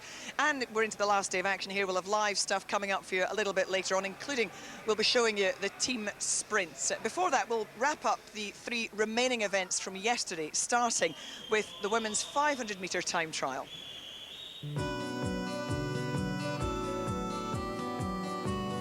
Training towards that specifically will become a bit closer towards the Commonwealth Games. As it's not an Olympic event anymore, obviously the pressure of winning that one has kind of gone a little bit. It's just you and the clock. It's all very close. I mean, it's within a fraction of a second. All the girls are very, very close in terms of times. This is heat 2 of the women's 500-metre time trial, and the quickest time so far, 36.135 by Nancy Contreras of Mexico. Victoria Pendleton goes in heat 7. Almost ready to start. On the left of the screen is Clara Sanchez from France, starting in the home straight. 22 years of age. Her opponent in the back straight, number 107, Dana Gloss from Germany. Sanchez, silver in the under-23 European Championship time trial. And she was 11th in the Worlds earlier this year with a 35.730. Now then, we're looking for a time quick enough to beat the leading time here of 36.135, and that is quicker. Gloss of Germany goes inside the 20-second marker. So the German is the fastest here out of the gate, and she really is showing determination. Holding a good low line in the bottom of the track. This is going to be the quickest time coming up to the finish there, 35.236 for Gloss of Germany, the new leader of the competition. That pushes Contreras of Mexico down into second place. And the time for Sanchez of France, 36.145, third in the competition at this stage. Heat 5, Christine Bailey of Australia, starting in the home straight. Her opponent is Anastasia Chulkova of Russia in the back straight. Christine Bailey, 22 years of age, younger sister of Ryan Bailey, the Olympic sprint champion. 36 flat is her personal best. And her opponent, Chulkova, at 20, just 2 years younger than Bailey, 10th in the Keirin at Moscow. and I don't have a personal best for Cholkova of Russia. Bailey coming through there with an opening lap of 20.082, so she's well over a second faster than Cholkova of Russia. Now then, what she got for the second 250? It's Gloss of Germany that's still leading the competition on 35.236. Coming up to the line now, Bailey finishes 35.653, so the Australian goes into second place behind Gloss of Germany, who still leads, and the time for Cholkova is 37.218. That places her ninth. With 3 heats to go, it's Dana Gloss of Germany that leads this women's 500-metre time trial competition with 35.236. Christine Bailey of Australia is sitting in the silver medal position, 35.653. And in third place, it's Sara Magdalena of Poland. 3 more heats to go, and this is the first of the 3. Starting in the home straight is Yvonne Hagenaar from the Netherlands. Her opponent in the back straight is Lisandra Guerra from Cuba. Hagenaar of the Netherlands, 25 years of age. This is her speciality event, a personal best of 34.859 when she clinched the bronze in the World Championships. Her opponent, Guerra, is the World Junior Time Trial Champion. She's only 18 years of age, this young Cuban. Hagenaar looking good as they come back to their original starting stations. Fast start by Guerra, the junior world champion, 19.548. That is the fastest time we've had so far. So we could get a change here on the leaderboard. Keep an eye on the clock. They're coming back to their original starting stations. The clock stops at 34.704 for Hagenaar of the Netherlands. That gives her the lead in the competition at this stage. And Guerra of Cuba goes into second position, so this competition really is beginning to hot up now. Guerra's time, 35.010, is a lifetime best for her. And for the Dutch competitor Hagenaar at 34.704, it's a personal best time as well.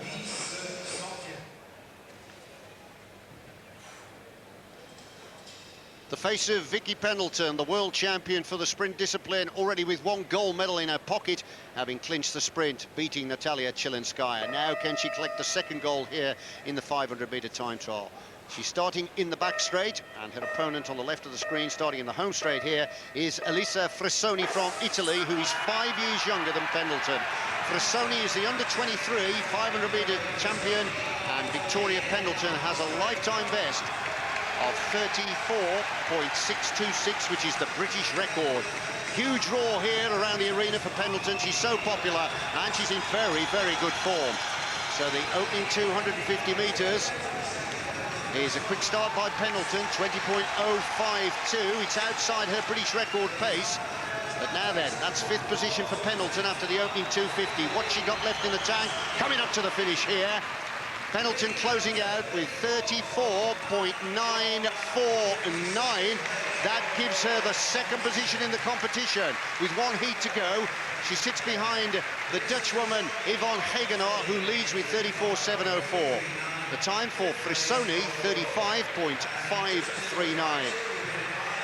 Frissoni's time puts her in 5th spot. 10 seconds to go then for the start of the final heat. On the left of the screen, in the rainbow jersey of the world champion, Natalia Chilinskaya of Belarus, 30 years of age. Her opponent on the right of the screen in the back straight from Lithuania is Simona Krupakaite. Now, Chilinskaya has got a lifetime best of 34.078. She's easily the quickest in the field, but can she replicate that kind of performance? 3 times the world champion for this discipline. She's a powerful rider, coming up to complete her opening lap. Here she comes, Chilinskaya. And, oh yes, 19.559, second quickest.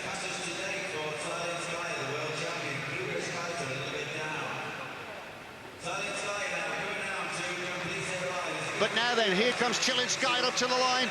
Chilinskaya stops the clock at 34.524 to win the gold medal here for the 500-metre time trial. Second position is Yvonne Hagenaar, 34.704 from the Netherlands. And Vicky Pendleton finishes in the bronze medal position with 34.949. But that was a stellar performance by Chilinskaya, the powerful competitor from Belarus. There is the official result confirmed. The gold medal goes to Natalia Chilinskaya of Belarus in 34.524. The silver medal to Yvonne Hegenaar of the Netherlands, 34.704. And Victoria Pendleton of Great Britain takes the bronze in 34.949. Well, Victoria, congratulations, a bronze medal to add to the gold. How happy are you with that today? I'm very happy. I mean, the time I did today, I didn't actually think that was going to be sufficient to podium today, so I'm really, really happy with that. Where does this take you going forward into the Commonwealth Games? Well, it's great for me. I mean, I'm consistently doing sort of times very close to my PB, and I haven't really done much 500-metre training, as it's not, you know, an Olympic event now, so it's only for Worlds and Commonwealths. So my training for that's a bit later on in the season, so I'm hoping that it'll get better. Is it something that you realistically hope to medal in come the Commonwealth Games? Definitely. I mean, I've consistently improved over the last sort of 2 years with that event, and I'm still improving. And it would be nice to pick up a medal in the 500 as well as the sprint, obviously at the Commonwealth Games. So I'm definitely not forgetting about that one. Victoria Pendleton, Great Britain. Victoria Pendleton, the world sprint champion, collects the bronze medal for the women's 500-metre time trial. The medal being presented to her by Peter King, the chief executive of British Cycling. In the men's sprint, Craig McLean earned a World Cup silver in Moscow in November, but he doesn't compete in this one. His Scottish sprint teammate Ross Edgar represents Great Britain. I think people watching, when they think of a sprint, they expect you to be flying around at top speeds, but it's only really that last quarter of a lap that we might see those high speeds. I always start a race with an open mind. I've got a rough idea what they're capable of, what their strengths are and weaknesses are. And I'll generally see if they want to take the front, and if they want the front, I'll try and push them to go faster so they're a bit more tired, so I can get into the slipstream, which makes about 20% easier when you're behind them. Sometimes both people might want to do exactly the same tactics. If both riders want to come from behind, there'll be a bit of stalling and track stands going on, but it's all part of the game. Well, this is the semi-final B, Heat 1. Let me just tell you that the sprint competition, what happens now is after the time trial, when the 16 riders go through to the competition, after the first round, the top 8 go through to the quarterfinals of the major competition, and the 8 losers compete in the B competition for places 9th through to 16th. Now we're looking here at Wang of China, the front, versus Ross Edgar of Great Britain. Edgar, the former champion, a man that finished 5th actually in the Olympic Games. I don't know too much about this Chinese competitor, Wang. He's only 17 years of age, but they're certainly starting to throw 1 or 2 useful competitors, Bradley. They certainly are. And obviously, with the Olympics in Beijing in 2 years' time, they're motivated. They're finding athletes, they're putting them out there on the velodromes and the athletics tracks and that, because they want to win medals. They've invested a lot of money, and they want to see some medals for that money.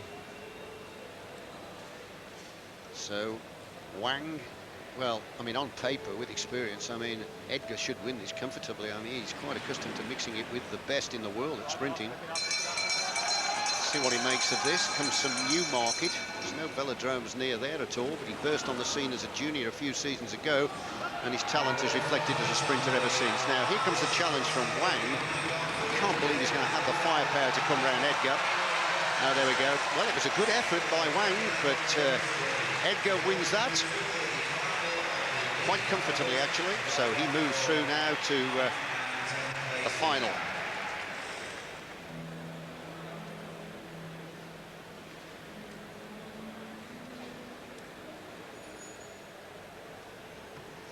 Well, there's a blend of youth and experience in this second race, semi-final B of the B competition, where the competitors are racing for their places 9th through till 10th. We've already got Ross Edgar through, so he'll be the competitor that races it out first for 9th position. And who's his opponent going to be? Let me just tell you the riders. First of all, we've got Shane Kelly at the back here, 33 years of age. He's actually a kilometre specialist, 3 times the world champion. And young Matt Crampton, he's going to have massive support here. He's a local boy, and he's finished 5th actually in the European 23 championships, but he's got tremendous talent, and I would say a real huge career ahead of him. He certainly has, and I just hope he doesn't feel too intimidated here riding against Shane Kelly. Shane burst onto the scene back in '92 with a silver medal in the Olympic Games, so he's got a wealth of experience, and he's really going to just play with Matt Crampton here, I think. So I hope Matthew can just hold strong and know what keep his job in hand. Kelly actually is a pretty good keirin rider as well. He's been on the Japanese keirin circuit and got a bronze in the Olympics. But Crampton, I tell you what's not afraid of reputations, riding for his SIS-sponsored team here at the front. And Kelly mustn't underestimate Crampton, because while he's slender in build like a pursuiter, he's powerful and quick. And I tell you what, Kelly will be stretched to get round him. Thank you, I told you. Matt Crampton wins and the crowd love it. So it means in the final we're going to have Ross Edgar against Matt Crampton to ride for the leading positions after the top 8 that went through to the A competition. So we have an all-British clash here in the final of the B sprint. These competitors are racing for 9th and 10th overall in the competition. And it's between Matt Crampton riding for the SIS team at the front in the black livery, and Ross Edgar of Great Britain at the back, representing Great Britain, the former British champion, a man who finished 5th in the Olympic Games. So it'll be quite interesting to see how this pans out. Crampton, of course, is the new kid on the blocks. He's going to be going to the Commonwealth Games representing England, and of course there Ross Edgar will be representing Scotland, so they are likely to clash when they compete for the medals in Melbourne. So whoever wins this will be classified 9th in the competition overall, and whoever loses, of course, will be 10th. It's a new idea that the UCI have brought in. It's quite a good idea as well, because it means the sprinters who are eliminated early in the competition get a second chance to compete, and of course they travel from all over the world, so it's one that's just been brought into play in the last season. Crampton leading this one out at the front then. Ross Edgar trying to come back at that back wheel. And here we go, down the back straight then for the final time. Crampton still settling down into his rhythm. Here comes the challenge from Ross Edgar down the outside into the finishing straight, coming up to the line. Oh, Crampton takes it and finishes off traditionally with a wheelie-type finish. Just like Ryan Bailey, the Olympic champion, that's throwing your bike at the line and lifting that front wheel just fractionally off the track. Here are the closing stages. We may just see that coming up now. Look for the throw at the line. There it is. Crampton then takes it by a clear wheel over Ross Edgar. He finishes 9th in the competition, and Ross Edgar 10th. Well, it was a ride-off for a minor placing, but important to get those World Cup points nevertheless. And just how happy are you overall, Ross, with that performance? Performance today, I'm a bit disappointed I didn't get through into the top 8 at the start, but it just sort of went, it was sort of, yeah, reasonably happy after that, but I'm always used to getting through on the repechage. I'm always like the repechage king, you know what I mean? Every time I always mess up on the first ride and then go through in the rep, so it's just like waking up, and I just needed to do that, really. And what about this guy next to you? Because he's really burst onto this sprinting scene and looks like a great prospect. Yeah, definitely. Matt's coming on leaps and bounds, so yeah, he's really good at leading out. He's got that down to a T now, and he's just, yeah, pulled another one, so yeah, good. Yeah, terrific performance, Matt. You've come here and really impressed. Not only have you beat Ross, of course, in that last round, but to take the scalp of the Olympic champion, not a bad day's work. No, it's been really good. Didn't feel too great this morning with the early start, but my qualifier went really well. I got a personal best on that. So yeah, really positive day, yeah. How important is it to be amongst guys like Ross, who's had a bit more experience than yourself, but the likes of Craig McLean, Jason Quilly? It's really good. I mean, just the whole training atmosphere is very good, and you know, they're always there for a bit of support, and you know, I respect Ross as a rider in that, so I'll step up to race against him. So great stuff. Thanks very much, guys. Well done. There was a Frenchman and a Dutchman in each of the semi-finals of the men's sprint. The 2 Dutchmen went through to the final, and the 2 French had to be content with the bronze medal contest.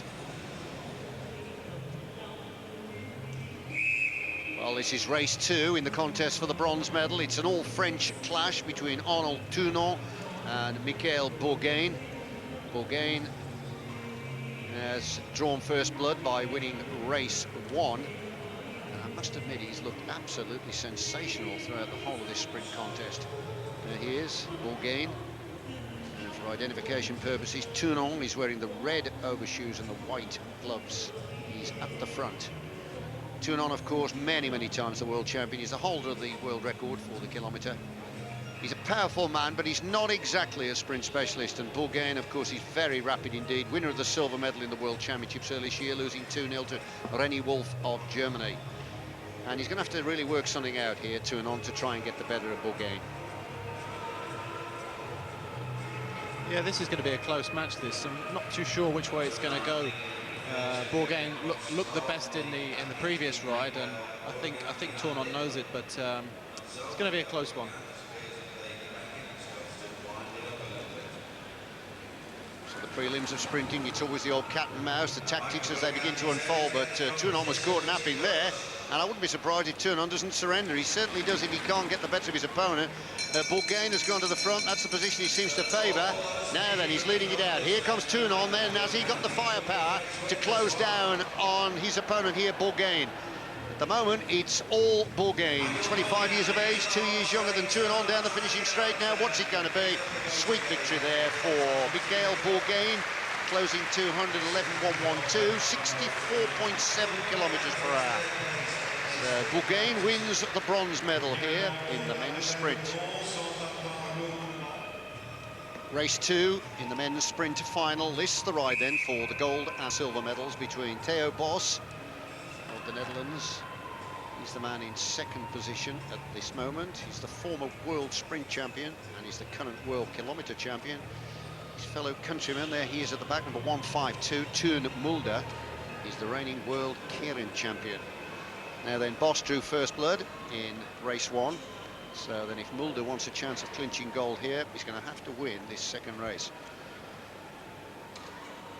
Bos far more experienced at the pure sprinting discipline than Mulder. And he comes from a superb sporting family, Theo Bos. His brother has won 2 silver medals at the Winter Olympics for the 1,000 metres in speed skating. So Bradley Wiggins sitting with me here now. How's Mulder going to beat Bos?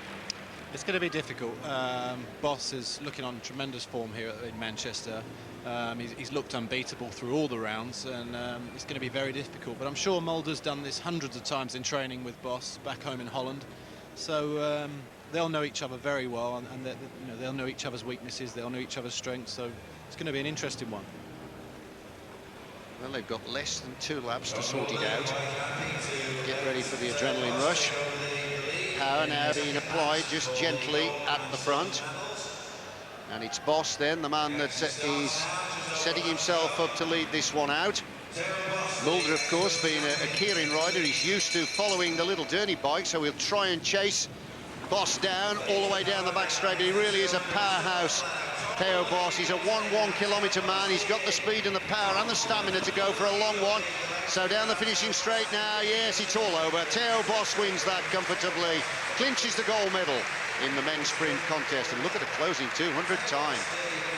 Inside 11 seconds, 10.930, 65 kilometres an hour. Closing stages here, Brad, but it was a tall ask, wasn't it, for Mulder? It certainly was. I mean, he just showed once again how good he is. I mean, he made it look pretty easy, in fact. Mulder didn't stand a chance, really. Once Bos hit the front and turned it on in that back straight, it was over. Official result of the men's sprint competition. The gold medal going to Theo Bos of the Netherlands, the silver to Toon Mulder of the Netherlands, and the bronze medal going to Mikhail Bourgain from France. On to the women's individual pursuit and a chance to see Rachel Heel, another road race specialist, switching to the track. The ride-off for the bronze medal in the women's 3,000 metre individual pursuit. Rachel Heel representing Great Britain on the left of the screen. She's starting in the home straight, and her opponent in the back straight is Larissa Kleinman of Germany. Heel, a very durable, seasoned road rider who took a bronze medal in the Commonwealth Games. And she'll be obviously preparing for that event down in Melbourne. She finished second in the British National Individual Pursuit Championships. She's a newcomer to this discipline, and in the qualification round, 3:43.210 was her personal best time.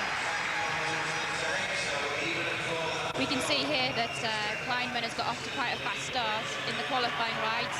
She was faster than Rachel, so Rachel really now has to just concentrate on her own ride. She comes into her 4 in the last 3 laps, so Rachel now has to concentrate, not look across, not be bothered about the German.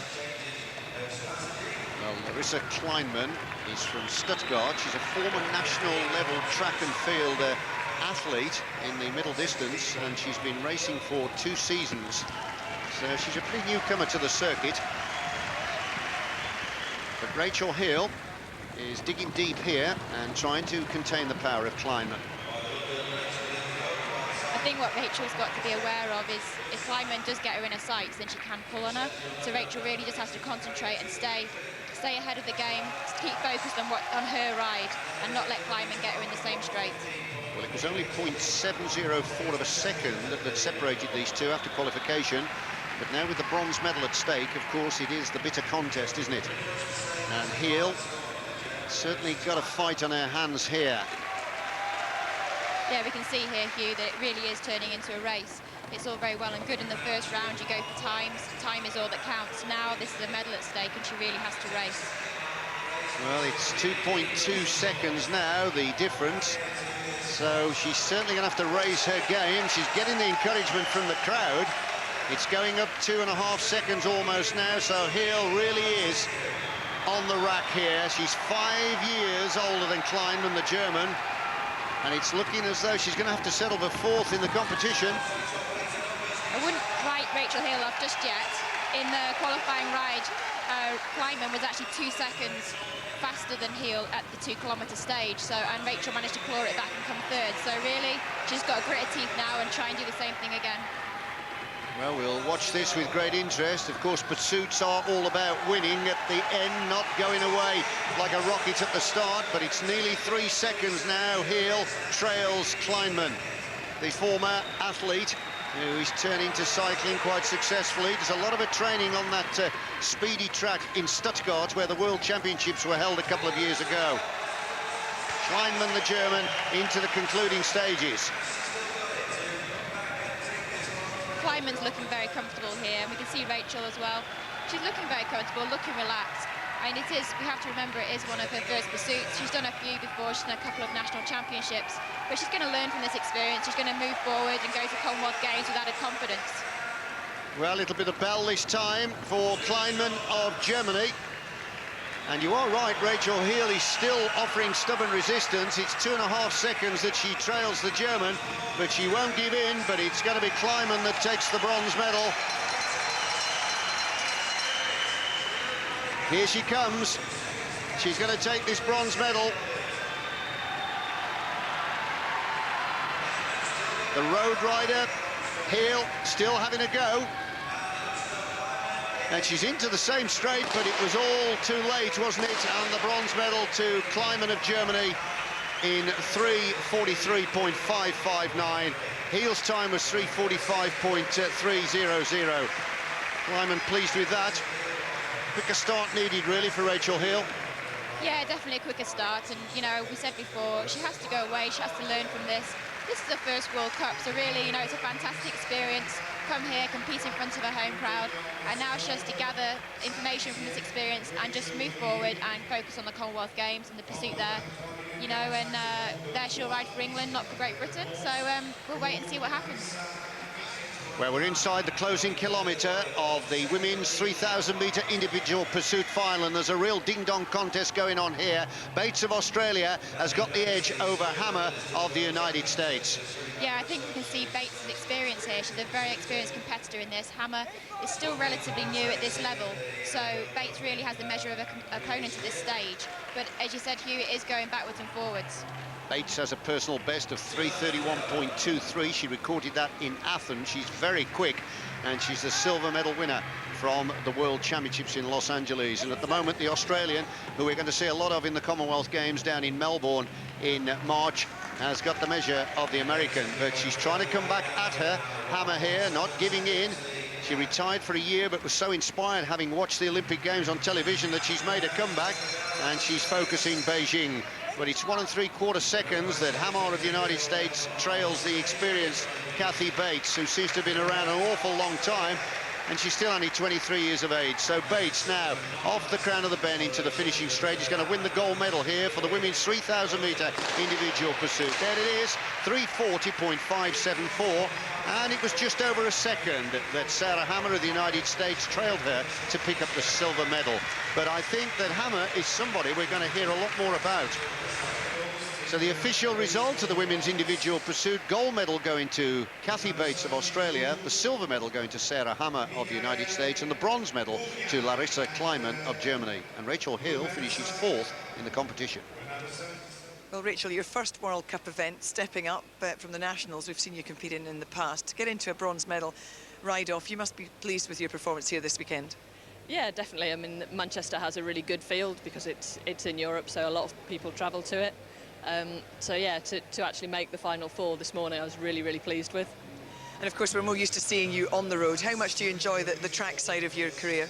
Yeah, I mean, I've only really been riding the track seriously for probably about 5 weeks now, so it's been a short career so far, but I'm really enjoying what I'm doing at the moment. It is very different to the road, but it's an event where there's no hiding. It's, you know, the strongest person on the day wins, and I like that. And of course, going through to the Commonwealth Games, what can we expect from you there? Well, I'm going to do some work between now and then. This has been a really good sort of starting point for me. It's shown that, yeah, there's definitely something there. The pursuit is an event that I want to pursue, as it were. So, yeah, hopefully Melbourne, I should be able to move that step up. Well, that brings us right up to date and on to the rest of today's schedule here in Manchester. And we're going to start with the Madison alongside me, a bronze medalist in the Olympic Games, Bradley Wiggins, alongside Rob Hales. He partners Mark Cavendish here today. And what shape do you think they're in, coming off that team pursuit silver yesterday? They'll be a little bit tired without a doubt, but I think they're in with a good shout. I think the guys here, they're world champions riding in Manchester, so they'll get a great reception from the crowd, and they'll be right to the fore, I think, challenging for a medal here. It's a great event, so many cyclists on the track, very dramatic. But what makes a good Madison team? Lots of crashes, I think, from past experience. That's certainly the one that gets the crowd and the viewers back at home, one on the edge of their seats. So. Well, of course, we saw you crash off and still go on to win that bronze medal, and we've seen Rob take 1 or 2 tumbles, haven't we? We have, and last year here in the World Cup as well, we saw Rob have a horrendous fall in the Madison, so let's hope they stay upright today and challenge for that medal. That is exactly the case. Let's hope they stay on their bikes, because our next event is the Madison.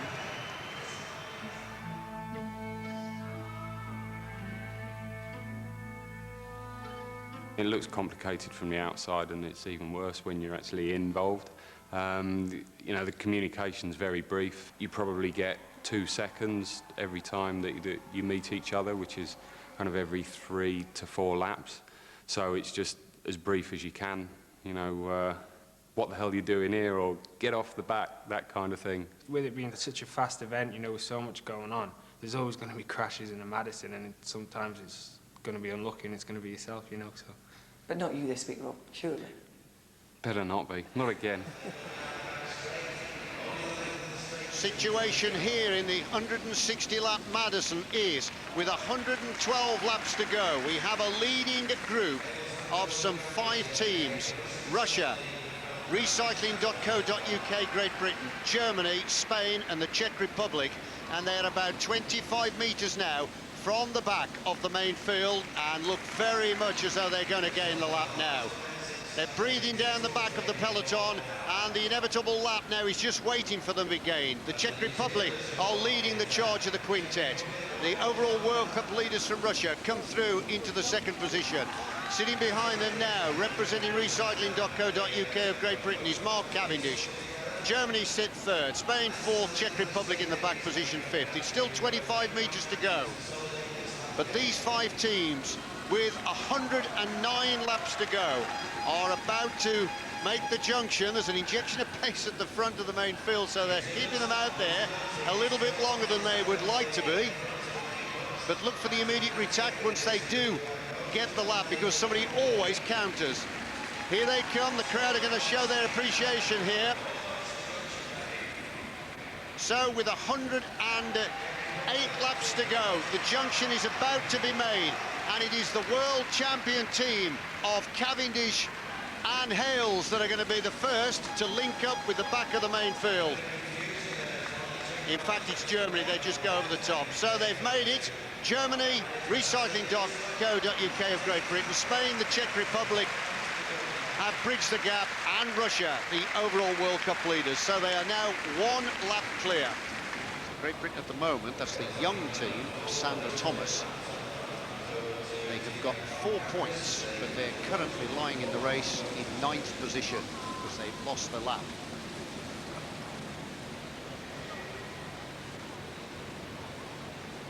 We are 3 laps away from the next sprint, and there are the current standings. Still a tie then between Russia, who are the World Cup leaders, and Germany. And you can see that the British World Championship pairing of recycling.co.uk, which is Hales and Cavendish, at the moment they have 1 point lying down there in 4th position. Still an opportunity for them to gain a lap. It's coming up to the next sprint. Germany come to the head of the main field. Good move by Germany here. Now then, if they can give the Russians the slip, they could be the overall leaders in the race as we move to the midway point. Oh, Rob Hales then.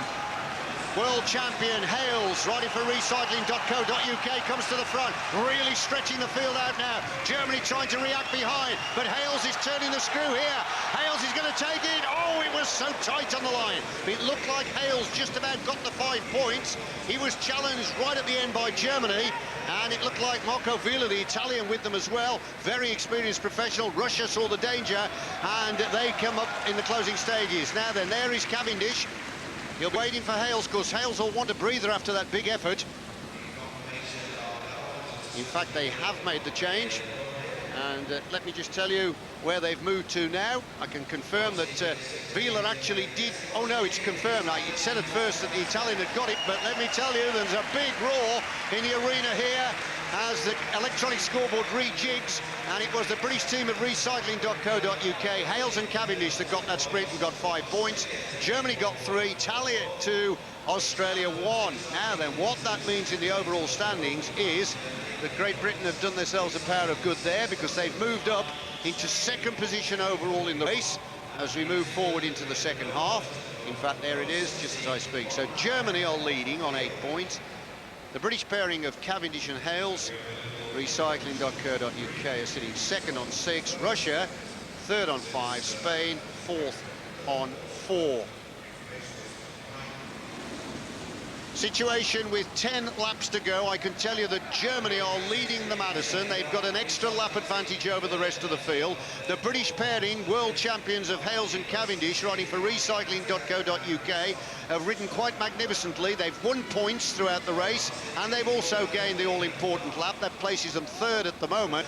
Russia, the overall World Cup leaders, are lying 2nd. They're 4 points ahead of Cavendish and Hales, because they've marked every move. And the young British pairing, let me tell you, of Ross Sander and Geraint Thomas, who are only juniors learning the trade, really poked their noses out the front in the race, had a couple of goes. They picked up a couple of points in sprints and even tried to gain a lap at one point, but have now retired. But it's been a great learning curve for them. We've got 7 more laps to go.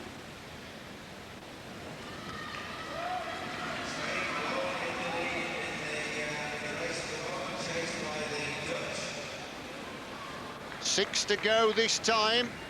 Spain are still dangling off the front. I don't like this at all, because if Spain pick up the 5 here, as they're on the same lap as the British pairing of Hales and Cavendish on 7, it means that Spain would go 2 points in front of the British pair, and that would mean that the British pairing would have to win the sprint for 2nd spot, and that is not a comfortable position to be in. It certainly is, and I can tell you behind, the Germans have actually taken up the chase, which is actually helping the British team. This is good for Cavendish and Hales, because the Germans do not need to do this, but they're bringing it back anyway. So they're actually bringing Spain back into the peloton, which is good for the British team. And there's also a favour being done for Great Britain by the Netherlands, because if they carry on and get 2nd spot in this sprint and take the 3 points, it means the only points available from the head of the main peloton are a 2 and a 1, and it then means that recycling will get 7 to lift them up to 9, but that means they will tie with Spain. But Spain, as they have finished higher in the closing sprint, that means they will get the higher place in the end of the race. There's a lot hanging on this then. 2 laps to go, 500 metres left. It really is a cliffhanger of a finish.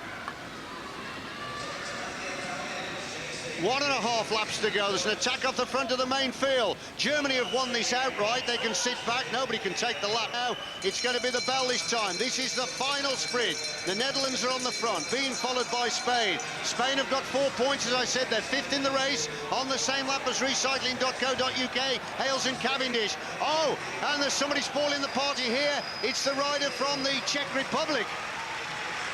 Well, the situation on the line, and fourth spot in the sprint was Cavendish and Hale, so he picked up the 1 point, and that will mean that their points will be 8, so they will finish 3rd for the bronze medal. But the winners of that final sprint were the Czech Republic, Blahan and Lazar. We can take a look at it. There they are. They come up to the line. They take the 5. The Netherlands get the 3. Spain get the 2. That spoilt the party for Spain, that charge by the Czech Republic. And no, it was Italy that got the 1. So let me just tell you the situation now. The result of that last sprint, exactly as called. Hales just missed that point in the closing stages, but it didn't make any difference. The overall result of the Madison gold medal goes to Germany. They, remember, gained that extra lap over the rest of the field. A really brilliant piece of riding by the German pairing of Fulst and Lampeter, and they celebrate there with the victory salute. Second spot of World Cup leaders Russia, 1 lap behind with 11 points, and the British pairing of Mark Cavendish and Rob Hales, the world champions representing recycling.co.uk, finish 3rd. Official result of the 160-lap Madison is the gold medal goes to the German pair of Guido Fulst and Leif Lampeter. The silver medal goes to Russia, Mikhail Ignatiev and Nikolai Trusov. And the bronze medal goes to the British pairing of Mark Cavendish and Rob Hales, the world champions representing recycling.co.uk. Well, a big effort in the Madison there. You go in there with the rainbow jerseys. You're the ones to beat. Just talk us through, Rob, what happened. We had to go out there and show ourselves, you know, and race from the word go. So just tried to set ourselves up for the sprints as best as possible. And then, especially after the 3rd sprint, when everyone was a little bit tired, try and go for a lap.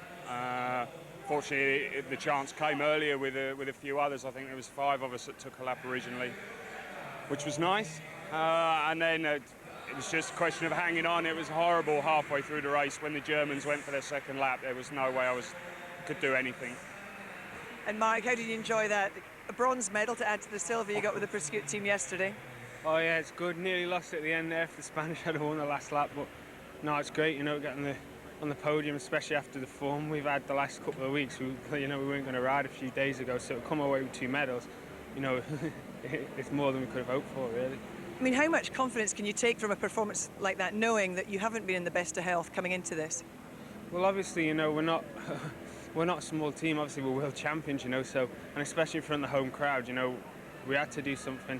And technically, we've come on so much as a pairing in the last few weeks, and we're just putting that in our performance today, you know. And of course, Rob managed to stay on the bike, which is always a bonus. Yeah, it's always nice to stay on now and again. You know, I try and put a bit of a show on the bike this time. I hope I did that. You certainly did. Well done. Thank you very much. Well, there's no doubt British track star Victoria Pendleton is enjoying this World Cup. She won a gold medal on Friday night in the sprint and followed that up with a bronze medal yesterday. And here today she goes for a 3rd medal in the Keirin. Heat 2 of the women's Keirin gets underway. 6 competitors here. First 3 go through to the final. The lineup is Clara Sanchez of France, Chukinota from Italy, Willie Canis of the Netherlands, Elizabeth Williams of New Zealand, Victoria Pendleton representing her trade team SIS, and Simona Krupa-Kaita from Lithuania. Well, Victoria Pendleton, who is right on the back there of that pacing bike, has had to win her way through into the competition. In fact, it's the Kiwi that's right on the bike. Victoria Pendleton is sitting 4th in the string here. But Victoria Pendleton's had to win her way through to the 2nd round with a lot of work, because she missed out in round 1 and then had to win the 1st round repechage. So it's a question of what has Pendleton now got in the legs and what's her recovery powers like. The world champion is in this heat, Clara Sanchez of France with rainbow jersey. She's 2nd in the line at the moment. She's won the World Keirin Championship for the last 2 years running. So Elizabeth Williams still tucked in behind that little Derny bike. It's referred to the Derny pacing machine in cycling parlance. It will build the tempo up to 45 kilometres an hour. Pendleton is the British champion, and she won a round of the World Cup in 2004 in Los Angeles. So maybe the fact that she's had to win her way back to the reps will inspire her to get into the final. Drone of the engine beginning to lift a little bit here, which tells us that the tempo is getting quicker. No change in the line formation at the moment. Still Williams, right behind the bike there. Williams, 24 years of age. She's the national sprint champion of New Zealand, somebody we're likely to see in the Commonwealth Games in Melbourne in March. We will lose the pacing machine this time in the back of the track, and then it's a free-for-all for the line. Remember, the first three go through to the final by right. Early attack here then by Willy Canis of the Netherlands, a double world BMX champion. And the moment, Pendleton's leaving herself with quite a lot of work to do. Here she comes. Pendleton now beginning to lift the pace significantly. Looking for the back wheel of Sanchez, the world champion, resplendent in that rainbow jersey. Pendleton's chosen a very good wheel indeed. And it's Sanchez of France now coming up to the line leading. Pendleton gets second position. That is a superb move by Pendleton. They're the first two, and they're going clear. The field is fragmented behind, and in third spot at the moment, it's still Willy Canis of the Netherlands. First three through by right. Here we go, the world champion Sanchez is going to cross the line first. Sanchez is through first, Pendleton second, and Willy Canis of the Netherlands comes through for third place, and they will progress into final. Well, this is the start of the women's Keirin final, and tucking in right behind the Derny pace machine is Christian Muka of Germany. Behind Muka is Victoria Pendleton, the world sprint champion, and of course representing SIS trade team here for Great Britain. Third wheel is Elisa Frissoni of Italy. Fourth is Clara Sanchez, the world champion, wearing the rainbow colours. And on the outside of the track in fifth position, representing the Netherlands, is Willy Canis, a double world BMX champion. Xuan Gao was in this final, the junior world champion, but she was disqualified for dangerous riding, so there was a recall. Now we're in the early stages here of the contest for the gold, silver and bronze medals.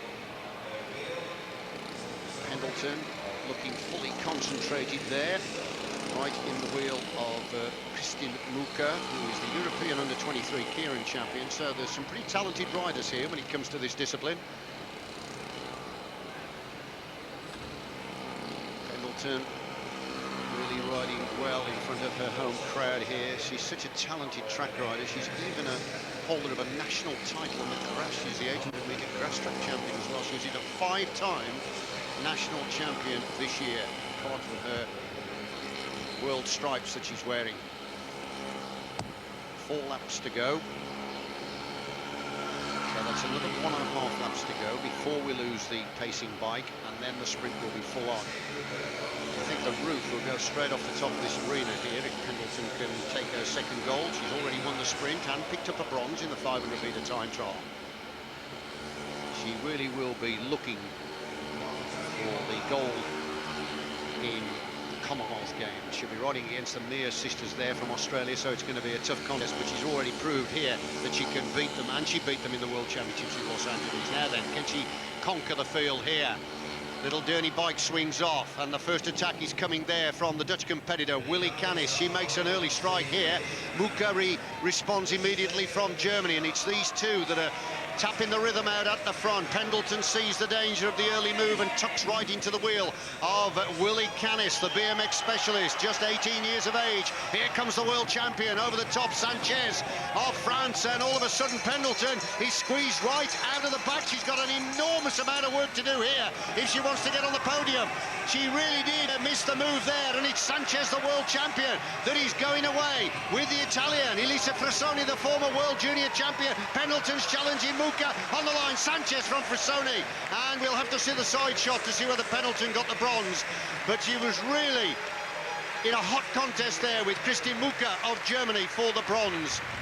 But Sanchez of France underlined why she's the double world champion. There we are. Sanchez of France gets gold. Frisoni of Italy gets the silver. Now, what about the bronze? Here she comes. Yes, I would say that Pendleton, the world champion, adds a bronze medal to the bronze one in the 500-metre time trial and the gold one in the sprint, which she certainly did give us a scare. Well, not a bad weekend's work, Victoria. 3 medals in the 3 events you've competed in, but what happened in that final there?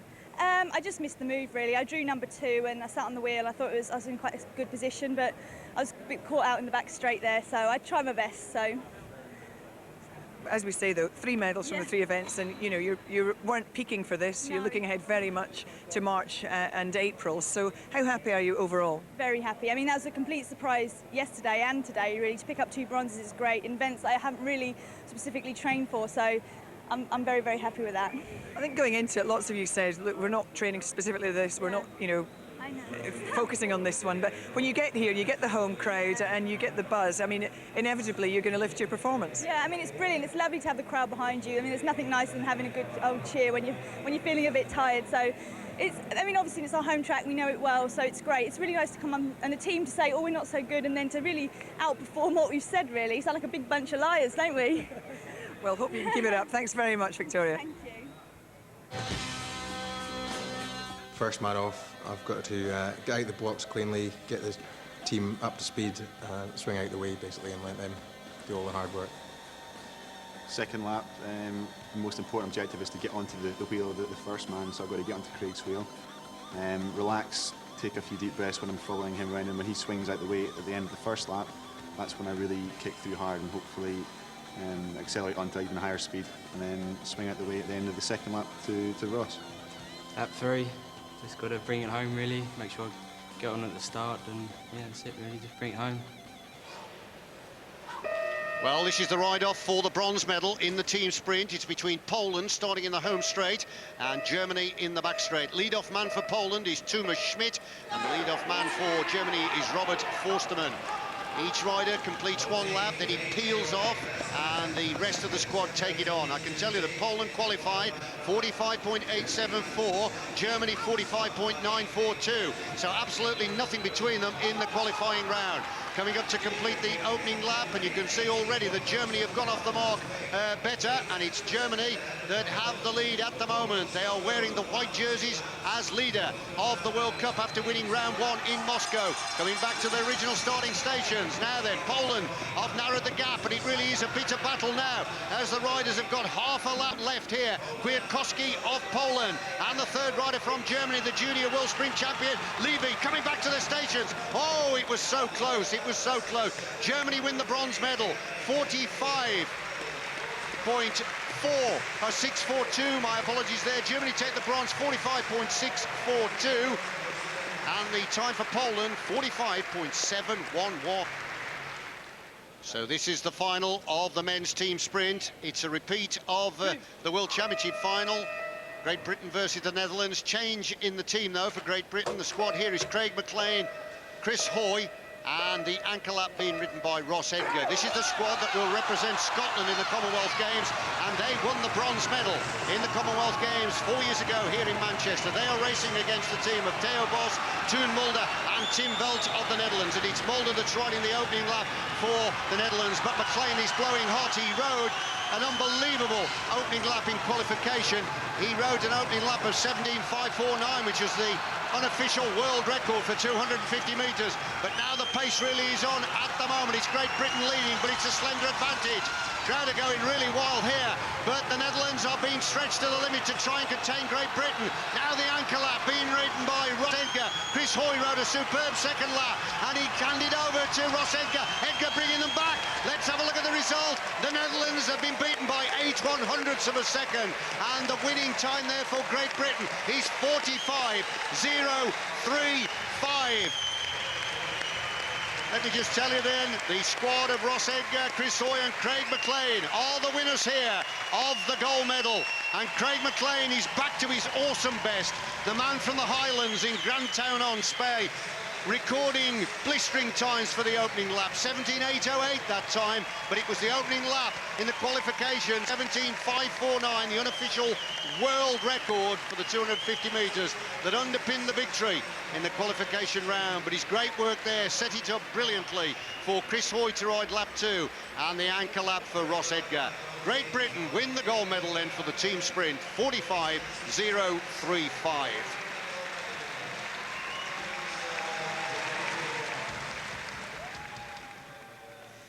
Well, you know, those guys have barely had time to draw breath because Craig, Chris and Ross are all in action now in the Japanese Keirin, because although this World Cup event is drawn to a close, there is one final event here, the Japanese Keirin race, which is a big money spinner, could give the guys a little bit of a Christmas bonus before Christmas here in Manchester. So coming up next, it's the Japanese Keirin.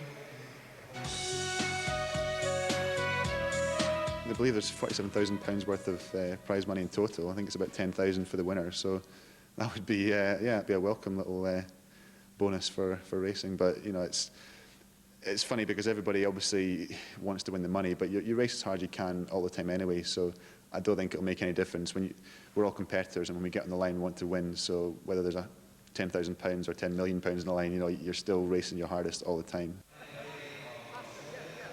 Well, all three of the British riders made it through to the second round of the Keirin. We'll see the first of those second round races now featuring Craig and Chris.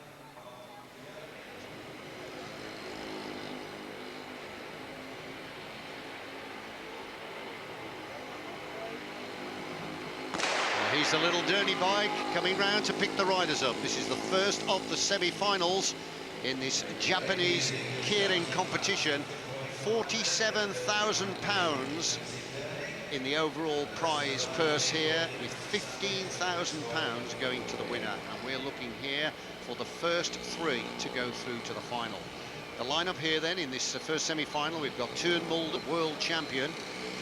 Mulder at the moment, he's third in line, right behind the little Derny bike at the moment. We have British representation, two British riders in this, Chris Hoy, the Olympic gold medalist for the kilometre, and Craig McLean is also there.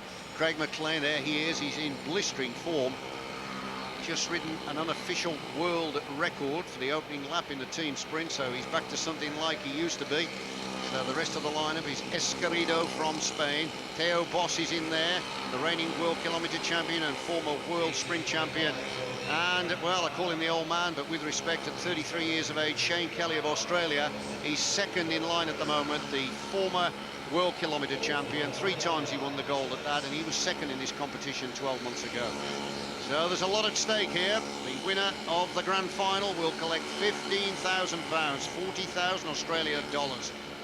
A very handsome prize list indeed. This one of the richest of all the Keirin races, taking place right here on the speedy Manchester boards. There's McLean. Traditional black helmet of his. Carrying race number 10. Builds the speed. I mention it always, but just to let you know that it swings off with 2.5 laps to go at 50 kilometres an hour. And then it's an absolute free-for-all. McLean looks back to see what is going to happen. This really is an adrenaline rush, because the first three are going to go through to the grand final. McLean is still at the front. Shane Kelly sits second wheel. The world champion is Tuan Mulder. Mulder is being squeezed back at the moment. A big attack coming from Theo Boss in the orange there, the former world sprint champion. McLean is in second place at this stage. Escarido of Spain is holding Kelly down. Bell this time, 250 metres to go to decide who is going to progress through to the grand final. Theo Boss at the front, really working those shoulders. The high leg speed is bringing the rest up now by McLean, trying to come on the outside. Boss on the inside. Boss is going to take it on the line. Oh, it was so close. Boss, for me, was the outright winner. It looked like McLean was either second or third. Definitely no lower than third. Let's take a look from the side. Great move by Theo Boss, the former world sprint champion. Boss wins comfortably. Let's have a look. McLean, brilliant riding by the Scot to get second. He goes through to the final third. It was very, very close indeed. We'll have to tidy that one up. The third position, but the first two we can call no problem at all. It was Theo Boss and Craig McLean. The world champion may have just sneaked the third position there, Teun Mulder. It is confirmed, so 2 Dutch riders in the final. There it is, the official result. Theo Bos wins the first of the semi-finals. Second is Craig McLean of Great Britain. Teun Mulder, the world champion from the Netherlands, was third. Those 3 go through to the final by right. So, Craig McLean safely through into the grand final. Remember, £47,000 worth of prize money at stake in this Japanese Keirin. And now Ross Edgar rides in the second round race. Semi-final 2 just about to begin. Here comes the little motorised bike, pick the competitors up. Let me tell you the lineup then. Right behind the bike is Josiah Unge of Malaysia. Behind him is Bourgain of France, the winner of this last year.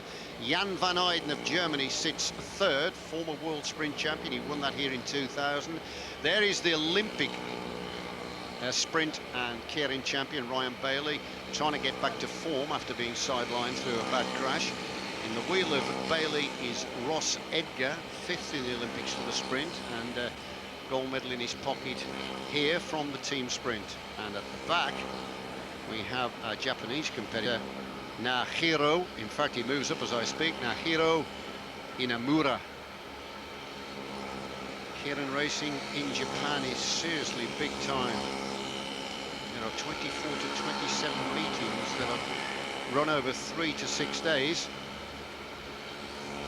And they've got 47 tracks. It's a massive sport in Japan where there is huge betting, and a lot of the profits from the betting go to good causes. And you cannot be a Keirin rider in Japan unless you've been to the Keirin school to learn, and only riders who have passed the exam at the Keirin school are permitted to compete in this event. So the scrap hasn't started yet. These are the prelims. Pace is continuing to build. 4 laps to go. We're not into that final crunch sprint yet. But we're waiting to see who is going to join Teun Mulder, Theo Bos and Craig McLean in the final. The cut and thrust is about to unfold. That dirty bike will swing off in the back straight this time, and then it is going to be absolutely full on. Right behind the little motorised bike to lead this sprint out is going to be Inamura from Japan. It's Inamura at the front. Unge of Malaysia is second wheel. Bourgain of France sits third. Here comes Jan van Eyden of Germany as well. He's got dynamite in those thighs, Jan van Eyden. Look at this, he takes them on. He likes a bit of rough and tumble, but it's still Unge at the front, who was a finalist in the Olympic Games in Athens, but he was DQ'd. Now Bourgain comes over the top. Third in the sprint competition here on day 2 of the World Cup, and it is Bourgain leading this out at the moment. Ryan Bailey's lying in second, Unge third. Jan van Eyden trying to challenge over the outside. Coming into the finishing straight, the line's inside. It's going to be Bourgain. Bourgain takes it from Ryan Bailey. Third was either Unge or Jan van Eyden of Germany. So last year's winner, Bourgain, is through to the final. Let's just see it from the side. Bourgain wins it. Olympic champion Ryan Bailey of Australia second, and Unge of Malaysia on the inside third. So those 3 go through to the final. So it's up to Craig McLean to fly the flag for Great Britain in that Japanese Keirin final. We'll see that in a few minutes' time, and Bradley up to the final of the Japanese Keirin, which should be quite a spectacle. And flying the flag for us there will be Craig McLean, a very tenacious young sprinter, and we'll see him in action in just a couple of minutes' time. Before that, though, I'm pleased to say that I've got hold of Dave Brailsford, the performance director for UK Cycling, and a man with a big smile on his face because he's got 9 medals here, and that's ahead of plan, isn't it? Because really, the focus is very much this year on the Commonwealth Games. Yeah, that's absolutely right. We had a lot of illness in the camp at the start of the week, and we weren't that optimistic about the 3 days, and we've come out of it with flying colours. And the important thing for us was to qualify the slots for the World Championships later on in the season, and we're not in full training, and so yeah, we're very, very happy with the results. We've seen some established cyclists perform to the level that we've grown to expect, but what about some of these youngsters coming through?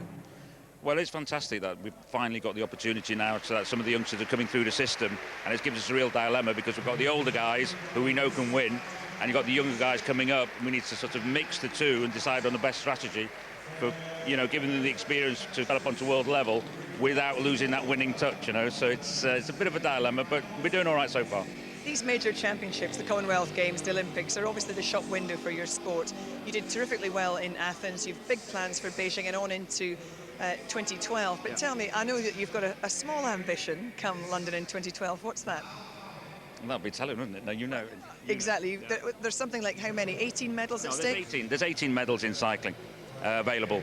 And I really want to sort of remove all the normal barriers to thinking, if you like, and go as high as we can possibly go. So I've been working on a plan to look and see, what would it take to win 16 of those 18 medals. It's very ambitious, but why not? It's a home games, home crowd, home facilities, and I think, rather than just reaching for the moon, we're going to go for the stars. Well, of course. It's fantastic to look ahead to that prospect here in 2012. Before that, small matter of Beijing, and of course before that, we've got the Commonwealth Games in Melbourne. Yeah. Who here today and over the whole weekend has impressed you most? I think the one ride that really, really impressed me was Craig McLean's first lap in the team sprint, 17.5. It makes him officially the best man one in the world. And that's a return to form for Craig, and it's very, very pleasing to see. Because we haven't seen Craig on that kind of form, really, since pre-Athens. He had a difficult time at the Olympics. Things haven't gone right to him. He had illness, glandular fever, we thought. We weren't exactly sure. But just how big an improvement is there? Well, it's in him, it's there. It's just being able to get it out. And like you say, he has suffered with illness. And it's just to be a real confidence boost for Craig to be able to get that lap out. He knows it's still there, and he can build on that now and take it forward to the Commonwealth Games. He's a rider who rides on confidence, isn't he? The better he performs, he takes it on to the next event. In this Japanese Keirin, what can we expect? Well, not too much, I wouldn't have thought. There's some big money on the line, but the guys are tired. They've ridden really hard in the team sprint there. So, but they'll see the pound notes at the end of the line there, so you never know. Find the next little couple of kilometres. Let's hope so. OK, let's get straight to that event now. The riders are out on the track, so let's have Hugh Porter take us through the Japanese Keirin final. Thank you very much indeed, Jill. This really is going to be a juicy final. These are the warriors that have made it through to battle it out for the first prize of £15,000. There's £47,000 in the overall purse. The lineup is absolutely formidable. On the inside, from France, is Michael Bourgain, the winner of this event last year. He is the world silver medalist for the sprint. And the second position from Australia is Ryan Bailey, the reigning Olympic sprint and Keirin champion. On the outside of Ryan Bailey, carrying the hopes of Great Britain, is Craig McLean, 6 times the national sprint champion. He is in absolute electric form, having established the unofficial world record for the 250 metres when he did the opening lap of the team sprint. At the outside of Craig McLean, the big handsome Dutchman, Theo Bos. And Theo Bos is the reigning world kilometre champion, the former world sprint champion. At the side of Theo Bos is the reigning world Keirin champion, and that is Toon Mulder. And on the outside, representing Malaysia, is right at the top there against the fence. It's Yosaya Unj, 25 years of age, from Malaysia, an Olympic finalist who was actually relegated in the velodrome under that hot Athenian sun. So here comes the little journey bike that paces these riders round for the prelims. You're getting the feel of this now because you've seen them make their way through to the final. These are the warriors then facing the final of the Keirin. Keirin is the Japanese word for fight. And just watch these fellas scrap this one out. £15,000 first prize, and there'll be no quarter given. There is Craig McLean. He'd love that £15,000. He's just bought himself a new house, and that certainly would help him. Emily's partner here is in the crowd watching, and so are his parents. And I tell you, it would be a very, very popular victory. So it's McLean at the moment, right on the back of the little bike. Bourgain of France is sitting right in the wheel for Bourgain. Ryan Bailey, who's coming back from a serious injury that's seen him sidelined most of last year, starting to put the form together now, like we saw him in Athens, and he'll be blowing hot when we get to Melbourne for the Commonwealth Games. Toon Mulder, the exciting world champion from the Netherlands, sitting right in the wheel of Bailey. Yosaya Unj, a man that won the World Cup overall for the Keirin a couple of years ago, and right at the back, for me, the favourite, who's been riding with great confidence and electric form, and that's Theo Bos, 22 years of age. Bos from a very famous sporting family. His brother winner of 2 silver medals in the Winter Olympics for the 1,000-metre speed skating. But of course, everybody here is urging on Craig McLean to win this. After the Athens Olympics, where he was very disappointed, his morale was absolutely rock bottom. But he's now got himself back together and he's got very good form. He'll be representing Scotland at the Commonwealth Games, and that team sprint team that's won the gold medal here will be the Scottish trio, and it'll take a mighty effort from anybody to deny them gold. Now we get into the critical stages. The drone of the engine has lifted significantly, and we will lose that little journey bite this time in the back straight, and then it's going to be absolutely full on for 2.5 laps. Craig McLean, the man that comes from Grantown-on-Spey up there in the Highlands in Scotland, at the front, and at the moment Bourgain of France is giving him a couple of lengths lead. He's not going to take it off from there, surely, because that's too much of an ask to try and stay clear for 2 laps. But at the moment, it's McLean. He hasn't really opened up the throttle, but now he needs to be vigilant because Bourgain of France is coming up onto the shoulder. Remember, £15,000 first prize for this one. Bourgain of France gets the front. McLean is squeezed down underneath at the moment. Here comes Theo Bos of the Netherlands in the orange, but he hasn't got the firepower to get round Craig McLean. Coming up the finishing straight, who's going to get it? Oh, Bourgain takes it to France from Craig McLean. And in third spot was Theo Bos of the Netherlands. Well, Bourgain replicates his performance of 12 months ago and wins the £15,000 for securing the Japanese keirin. Side shot confirms. Bourgain takes the victory. McLean second. Theo Bos, the former world sprint champion, finishes third.